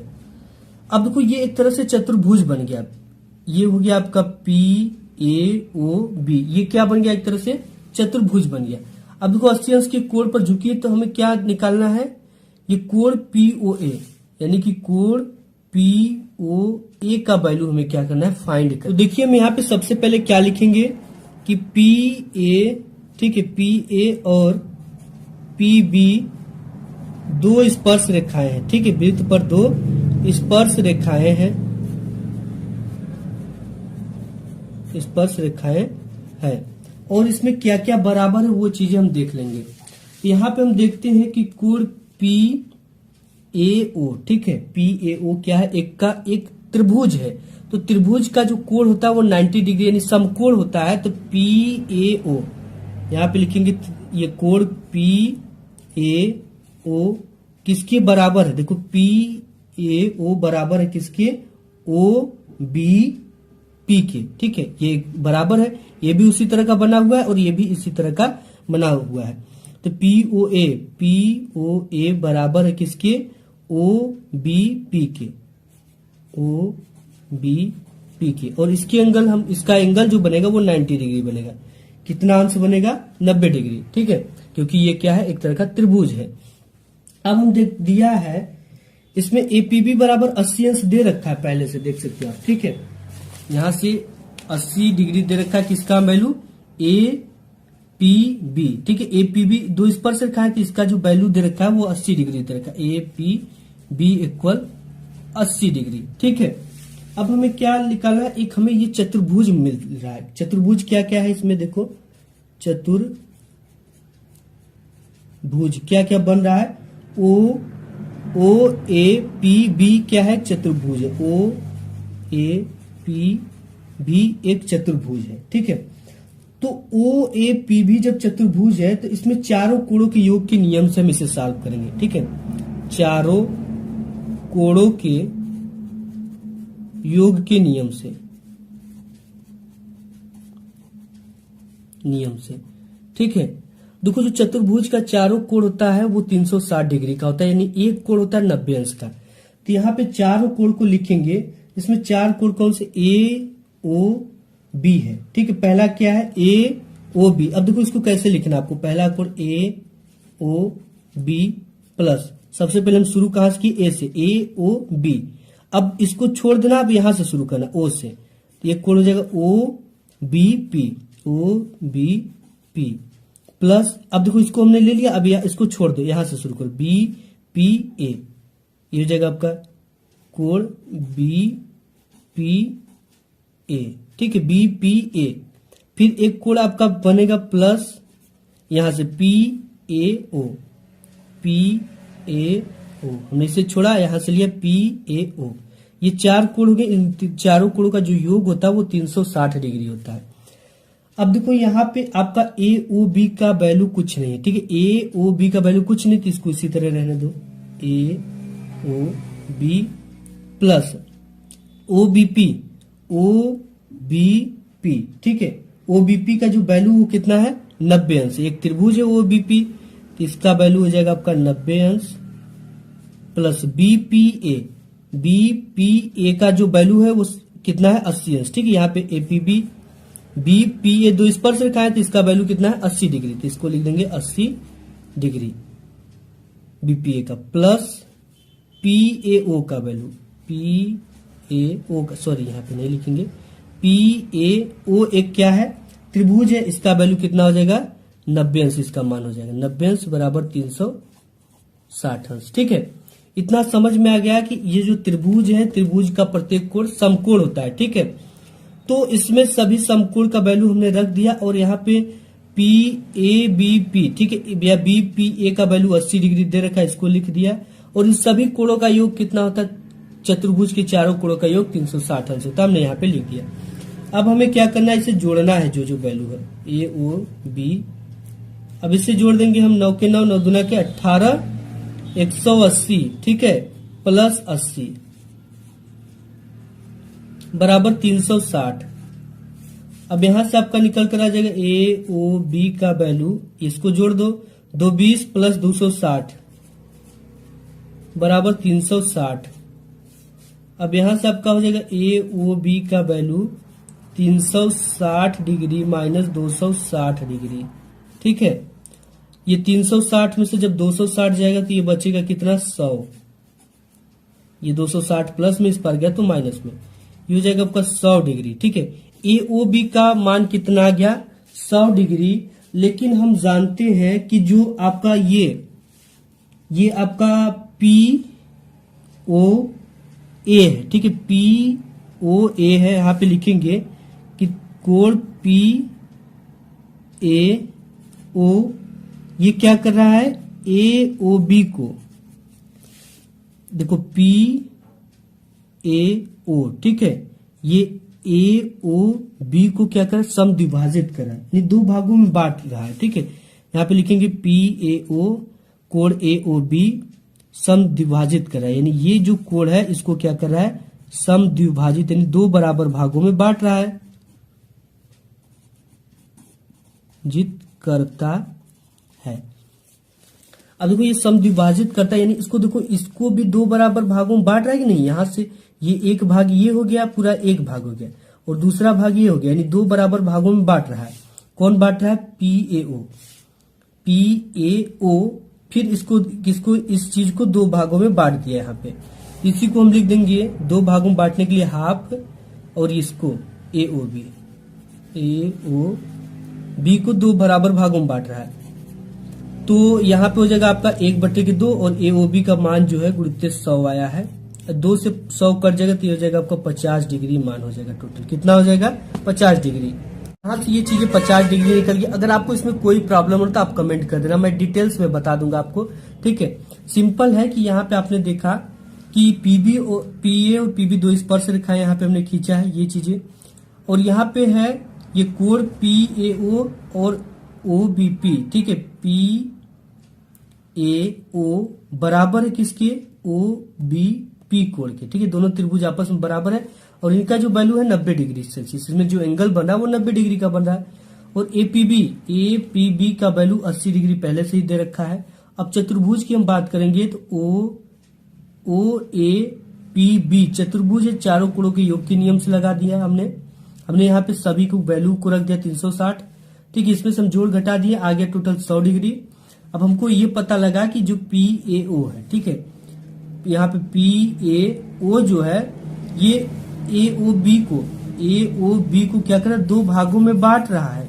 तब दो भागों में बांटने के लिए 1/2 से गुणा कर दिया, जो इसमें वैल्यू आया है, ठीक है। तो यहाँ पे हमारा 50 निकल गया। नेक्स्ट क्वेश्चन देख लेते हैं। यहाँ पे नेक्स्ट क्वेश्चन घ नंबर है कि त्रिभुज पी क्यू आर में जिसका कोण क्यू समकोण है, P R plus Q R equal 25 semi है और पी क्यू बराबर 5 सेमी है, तो साइन पी कास पी और टेन पी का मान ज्ञात कीजिए, ठीक है। सबसे पहले हमको एक त्रिभुज पी क्यू आर बनाना है। हम यहाँ पे सबसे पहले क्या कर लेते हैं, एक त्रिभुज बना लेते हैं। त्रिभुज कैसा रहेगा आपका, इस तरह से रहेगा। ये आपका क्या हो गया, लंब हो गया, ये कर्ण हो गया और ये आपका आधार हो गया, ठीक है। ये क्या है, त्रिभुज का नाम पी क्यू आर। इसमें एक पी क्यू का वैल्यू दे रखा है, P Q plus Q R, ठीक है, sorry P R plus Q R. P R plus Q R की वैल्यू है आपका 25 सेमी, ठीक है, लेकिन पी क्यू का वैल्यू 5 सेमी। पी क्यू का वैल्यू कितना है, 5 सेमी। एक चीज हमें ये दो वैल्यू हमें निकालना है, ठीक है। देखो हम कैसे निकालेंगे, पी क्यू आर में जिसका कोण क्यू समकोण है, क्यू समकोण है और इसका वैल्यू 5 दे रखा है, ठीक है। यहाँ पे हम जो जो वैल्यू दिया है वो लिख लेंगे। पी क्यू बराबर 5 सेमी दे रखा है और यहाँ पे P R plus Q R बराबर 25 सेमी दे रखा है, ठीक है। ये चीजें दे रखा है, P R plus Q R equal 25 semi, ये चीजें हो गई, ठीक है। अब देखो समकोण त्रिभुज ये है एक तरह से, तो समकोण त्रिभुज पी क्यू आर में, ठीक है, समकोण त्रिभुज पी क्यू आर में हम क्या देख रहे हैं, अगर इसमें से हम पी आर की वैल्यू निकाल दें, ठीक है, या आप इस तरह से निकाल सकते हो पी आर का स्क्वायर, ठीक है। पी आर मतलब कर्ण का स्क्वायर बराबर लंब का स्क्वायर आप लिख सकते हो, क्यू आर का स्क्वायर, ठीक है, क्यू आर का स्क्वायर प्लस पी क्यू का स्क्वायर, पी क्यू का स्क्वायर, ठीक है। तो यहां से पी क्यू और क्यू आर हमने लिख लिया, ये पी क्यू का स्क्वायर और क्यू आर का स्क्वायर, ठीक है।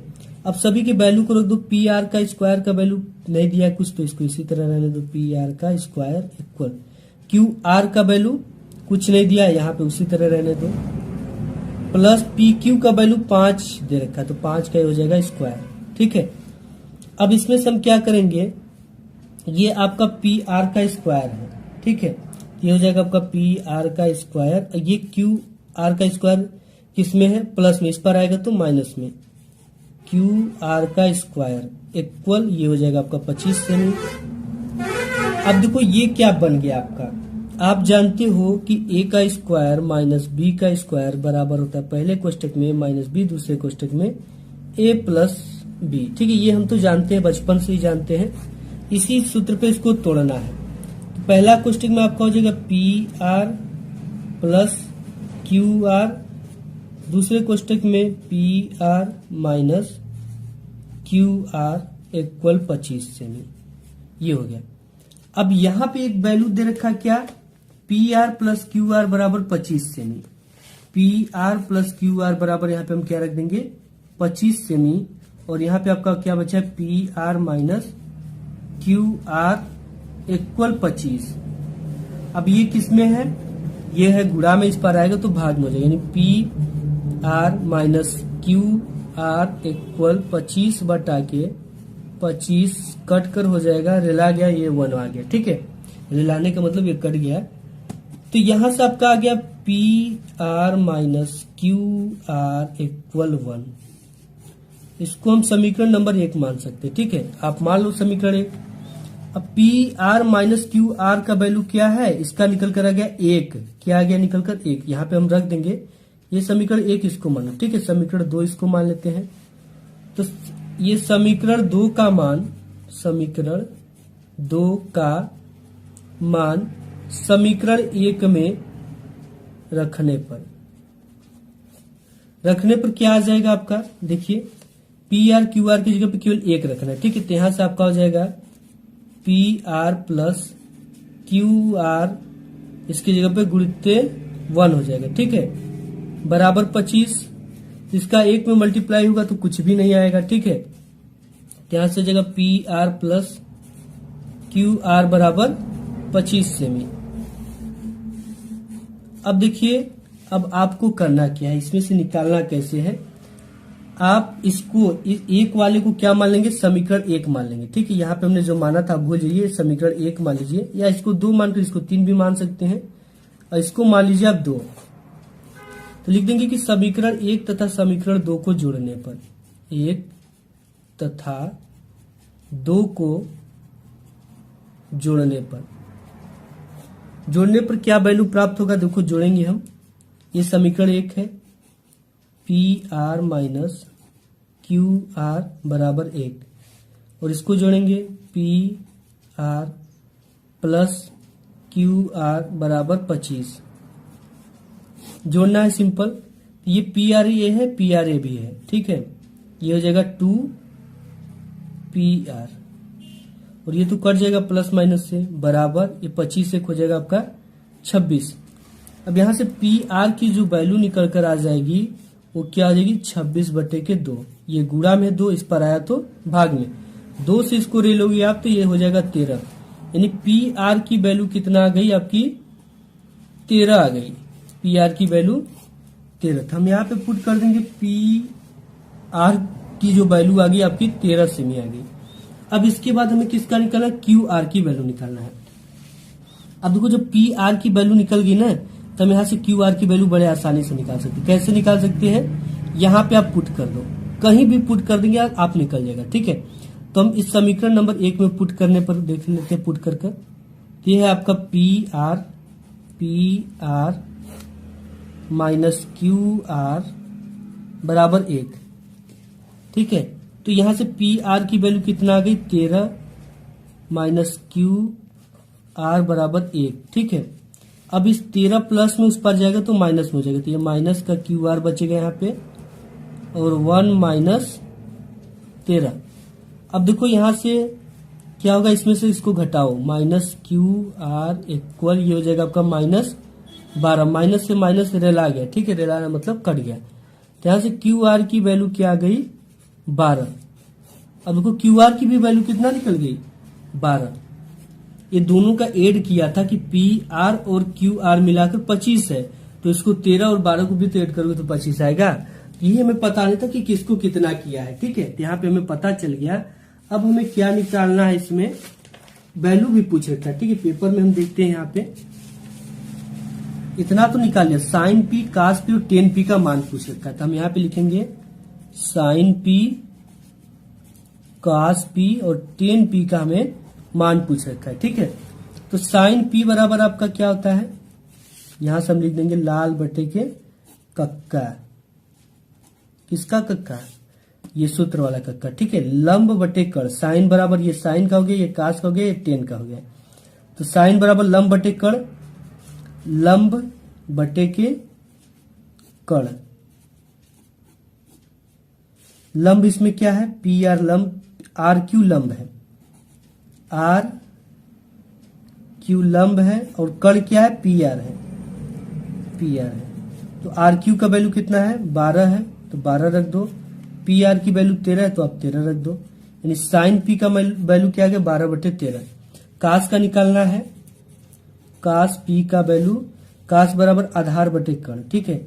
कास पी बराबर आधार बटे के कण। आधार क्या है आपका, पी क्यू है, पी क्यू, और ये कण क्या है, पी आर है। अब यहां से पी क्यू की वैल्यू 5 दे रखा है, और कण का वैल्यू क्या है, पी क्यू का वैल्यू 5 और कण का वैल्यू 13। इसका पी आर का वैल्यू 13, कास पी का वैल्यू 5/13 आ गया। 10 पी का निकालना है, 10 पी इक्वल हो गया आपका लंब बटे आधार, ठीक है, लंब बटे आधार। लंब क्या है आर क्यू आर है, क्यू आर रख दो आप। आधार क्या है, पी क्यू है, पी क्यू रख दो आप। क्यू आर की वैल्यू क्या है, 12 है तो 12 रख देंगे। पी क्यू की वैल्यू 5 है, पी क्यू की वैल्यू 5 है तो 5 रख देंगे। यानी कि साइन की वैल्यू 12/13, इसकी वैल्यू 5/13 कास पी की, और 10 पी की 12/15, यही इसका वैल्यू आ जाएगा। ठीक है, ये इसका पूरी की पूरी सॉल्यूशन है। नेक्स्ट देख लेते हैं क्वेश्चन। नेक्स्ट क्वेश्चन आपका अंगा नंबर दे रखा है कि उस समांतर श्रेणी के प्रथम 51 पदों का योग ज्ञात कीजिए जिसके दूसरे और तीसरे पद क्रमशः यहाँ पे 14 और 18 है। ठीक है, यहाँ पे आप देख सकते हैं ये 14 है और यहाँ पे और 18। ठीक है, दूसरे और तीसरे पद, दूसरा पद 14 है, यानी कि दूसरा पद क्या है, दूसरा पद यानी A2 कितना है 14 और तीसरा पद 18 है। A3 की वैल्यू कितना है 18। ठीक है, और इसका इस श्रेणी के प्रथम 51 पदों का योग हमें निकालना। अब देखो इसको कैसे निकालेंगे। सबसे पहले तो इसमें सारवंतर निकाल देंगे इन दोनों का। सारवंतर D बराबर होता है 2 पदों का अंतर होता है। ठीक है, तो यहाँ पे A3 माइनस A2, ये 2 पदों का अंतर, 2 पद है, इनको अधिक वाले पद में से कम वाले पद को घटा देते, A3 माइनस A2। तो यहाँ पे A3 की वैल्यू कितना है 18 है, माइनस A2 की वैल्यू कितना है 14। तो D आपका जो निकल कर आ जाएगा, D बराबर कितना आ जाएगा 4। ठीक है, सारवंतर कितना आ गया आपका 18 में से 14 गया 4, ये सारवंतर निकल गया। अब हमें क्या निकालना है, A2 की जो फार्मूला होता है वो क्या होता है। A2 दूसरा पद जो है हमारा, देखो ये बहुत आसान क्वेश्चन है दूसरा, और ये हर बार आता है। ठीक है, दूसरा पद A2 बराबर 14 दे रखा है। अब इसका A2 2 पद वाला फार्मूला हम जानते क्या होता है, A2 या AN equal A plus N minus 1 into D, ये होता है। ठीक है, इसी फार्मूले पे इसको रखना है हमें। अब यहां से क्या हो जाएगा, A2 इक्वल A प्लस ये जो N होता है, N मतलब इसका जो कि कौन सा पद है, तो दूसरा पद है, नंबर ऑफ पद, जैसे 2 माइनस का 1 इंटू D, सारवंतर निकाल चुके हैं 4 बराबर 14। ठीक है, तो यहां से आपका A2 इक्वल हो जाएगा A प्लस 2 में से 1 गया, 1 ही बचा, गुणित 4 है बराबर 14। अब यहां से आपका क्या हो जाएगा, ये चीजें A प्लस और ये हो जाएगा आपका 4 बराबर 14। ठीक है, अब यहां से आपका हो जाएगा A बराबर 14 और ये प्लस में इस पर आएगा तो माइनस में हो जाएगा 4 बराबर आपका 10 हो जाएगा। ठीक है, यानी A का वैल्यू हमें निकालना था। A की वैल्यू हम किसी भी तरह निकाल सकते थे, A3 भी लेकर निकाल सकते थे और इसको भी A2 को भी लेकर निकाल सकते थे। ठीक है, तो हम किसी से A का वैल्यू हमें निकालना था, इसका भी वैल्यू निकालोगे तो उतना ही आएगा, इसका भी वैल्यू निकालोगे तो उतना ही आएगा। ठीक है, अब हम क्या पूछेगा कि 51 पदों का योग क्या होगा, 51 पदों का योग। तो देखिए 51 पदों का योग के लिए फार्मूला होता है SN equal N/2 in bracket 2A plus N minus 1 into D, ये फार्मूला होता है, इसी पर हमें रखना है। ठीक है, SN मतलब कि 51 पदों की बात कर रहा है, 51, N का कौन सा पद है 51, तो यहाँ पे 51/2 और यहाँ पे 2 है तो 2 रख दो, गुणित A की वैल्यू क्या निकाले हम ऊपर 10 निकाले यहाँ पे। ठीक है, तो 10 रख देंगे, 10 इन ब्रैकेट N कौन सा पद है 51वां पद है। ठीक है, तो यहाँ पे 51 रख देंगे, माइनस 1 इंटू D का वैल्यू कितना है, सारवंतर 4 निकाले हम, सारवंतर 4 पुट किया हमने। अब देखो हम क्या कर सकते हैं, यहाँ पे 51/2, 2 इसमें भी है। ठीक है, 2 इसमें भी है, 2 इसमें भी है, यानी आप इसको थोड़ा सा हल कर ले रहे हैं। देखो आप यहाँ से ये हो जाएगा आपका 2 गुणित 10 और ये 50, 51 में से 1 गया, कितना बचा आपका 50। ठीक है, ये हो जाएगा आपका, यहाँ पे प्लस है। ठीक है, ये मिस्टेक हुआ है, यहाँ पे क्या है प्लस है, तो ये हो गया, और प्लस यहाँ से 51 में से 1 गया, बचा 50 गुणित 4। ठीक है, देखो 2 इसमें है और 2 इसमें भी है, 4 है तो 2 मिलेगा ही मिलेगा।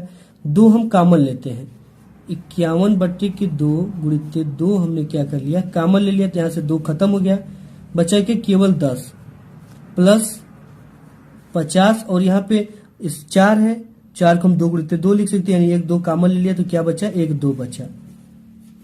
ठीक है, ये ऐसे समझ सकते हो आप। यहाँ से 4 को क्या लिख सकते हैं हम, 2 गुणित 2 लिख सकते हैं, तो 1 2 को कॉमन ले लिया तो 1 2 यहाँ पे बचा।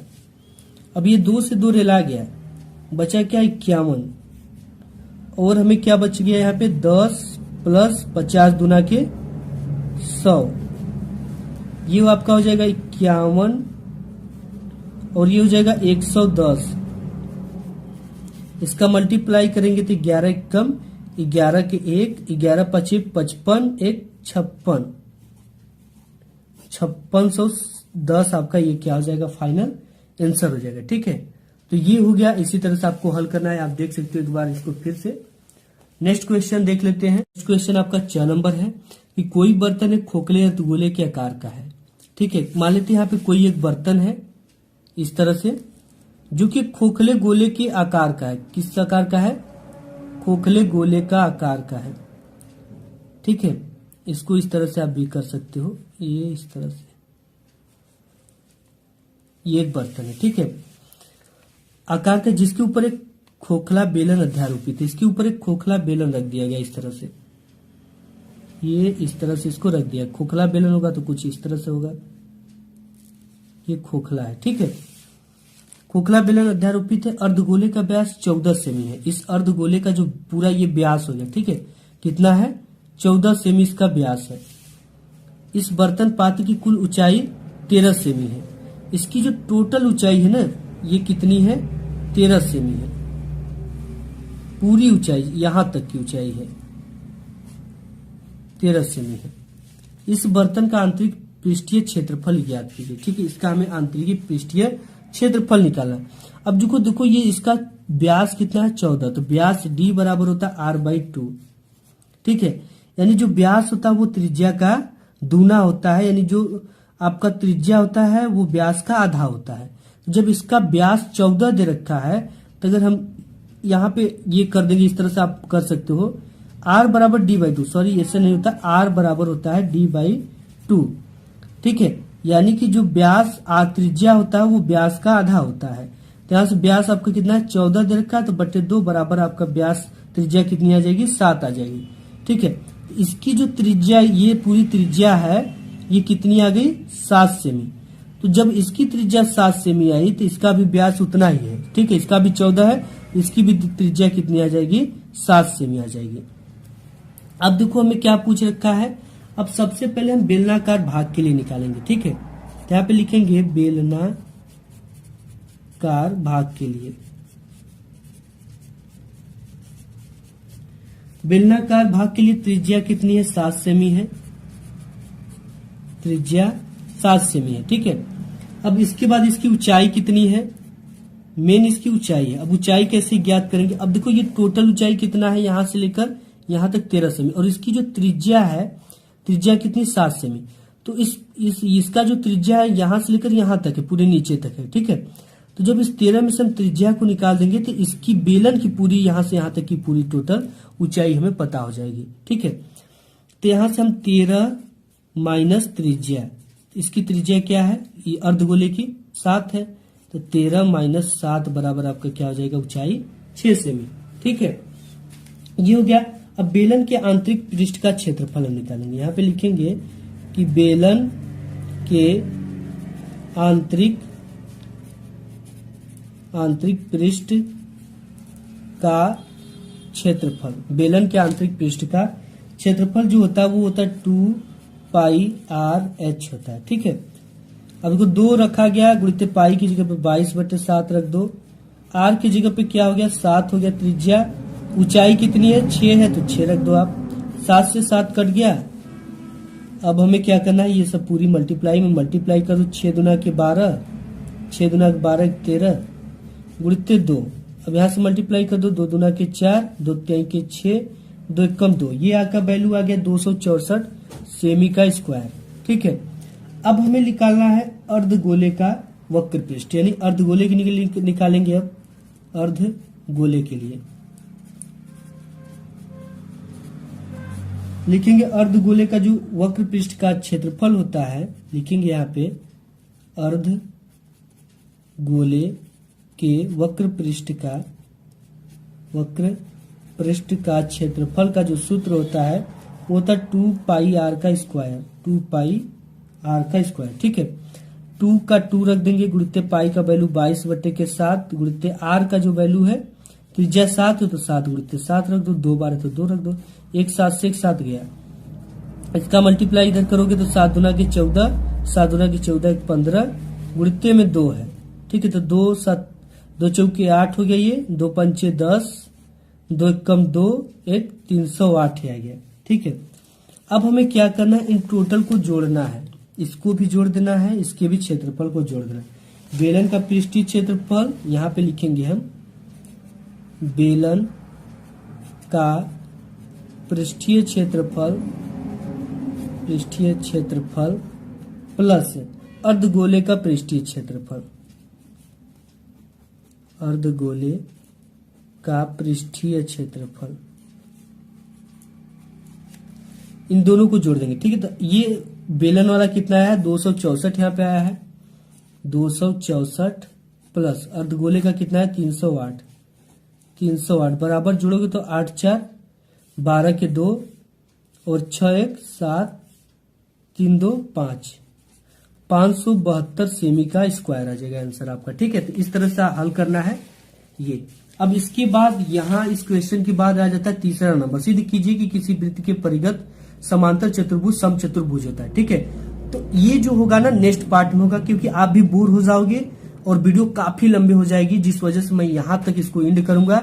इसके बाद जो होगा वो पार्ट 3 में आएगा, ये पार्ट 2 में जा रहा है और ये चीजें पार्ट 2 3 में आएंगी। तो इसके लिए चैनल को सब्सक्राइब करके रखना, क्योंकि आपको भी ये देखना है।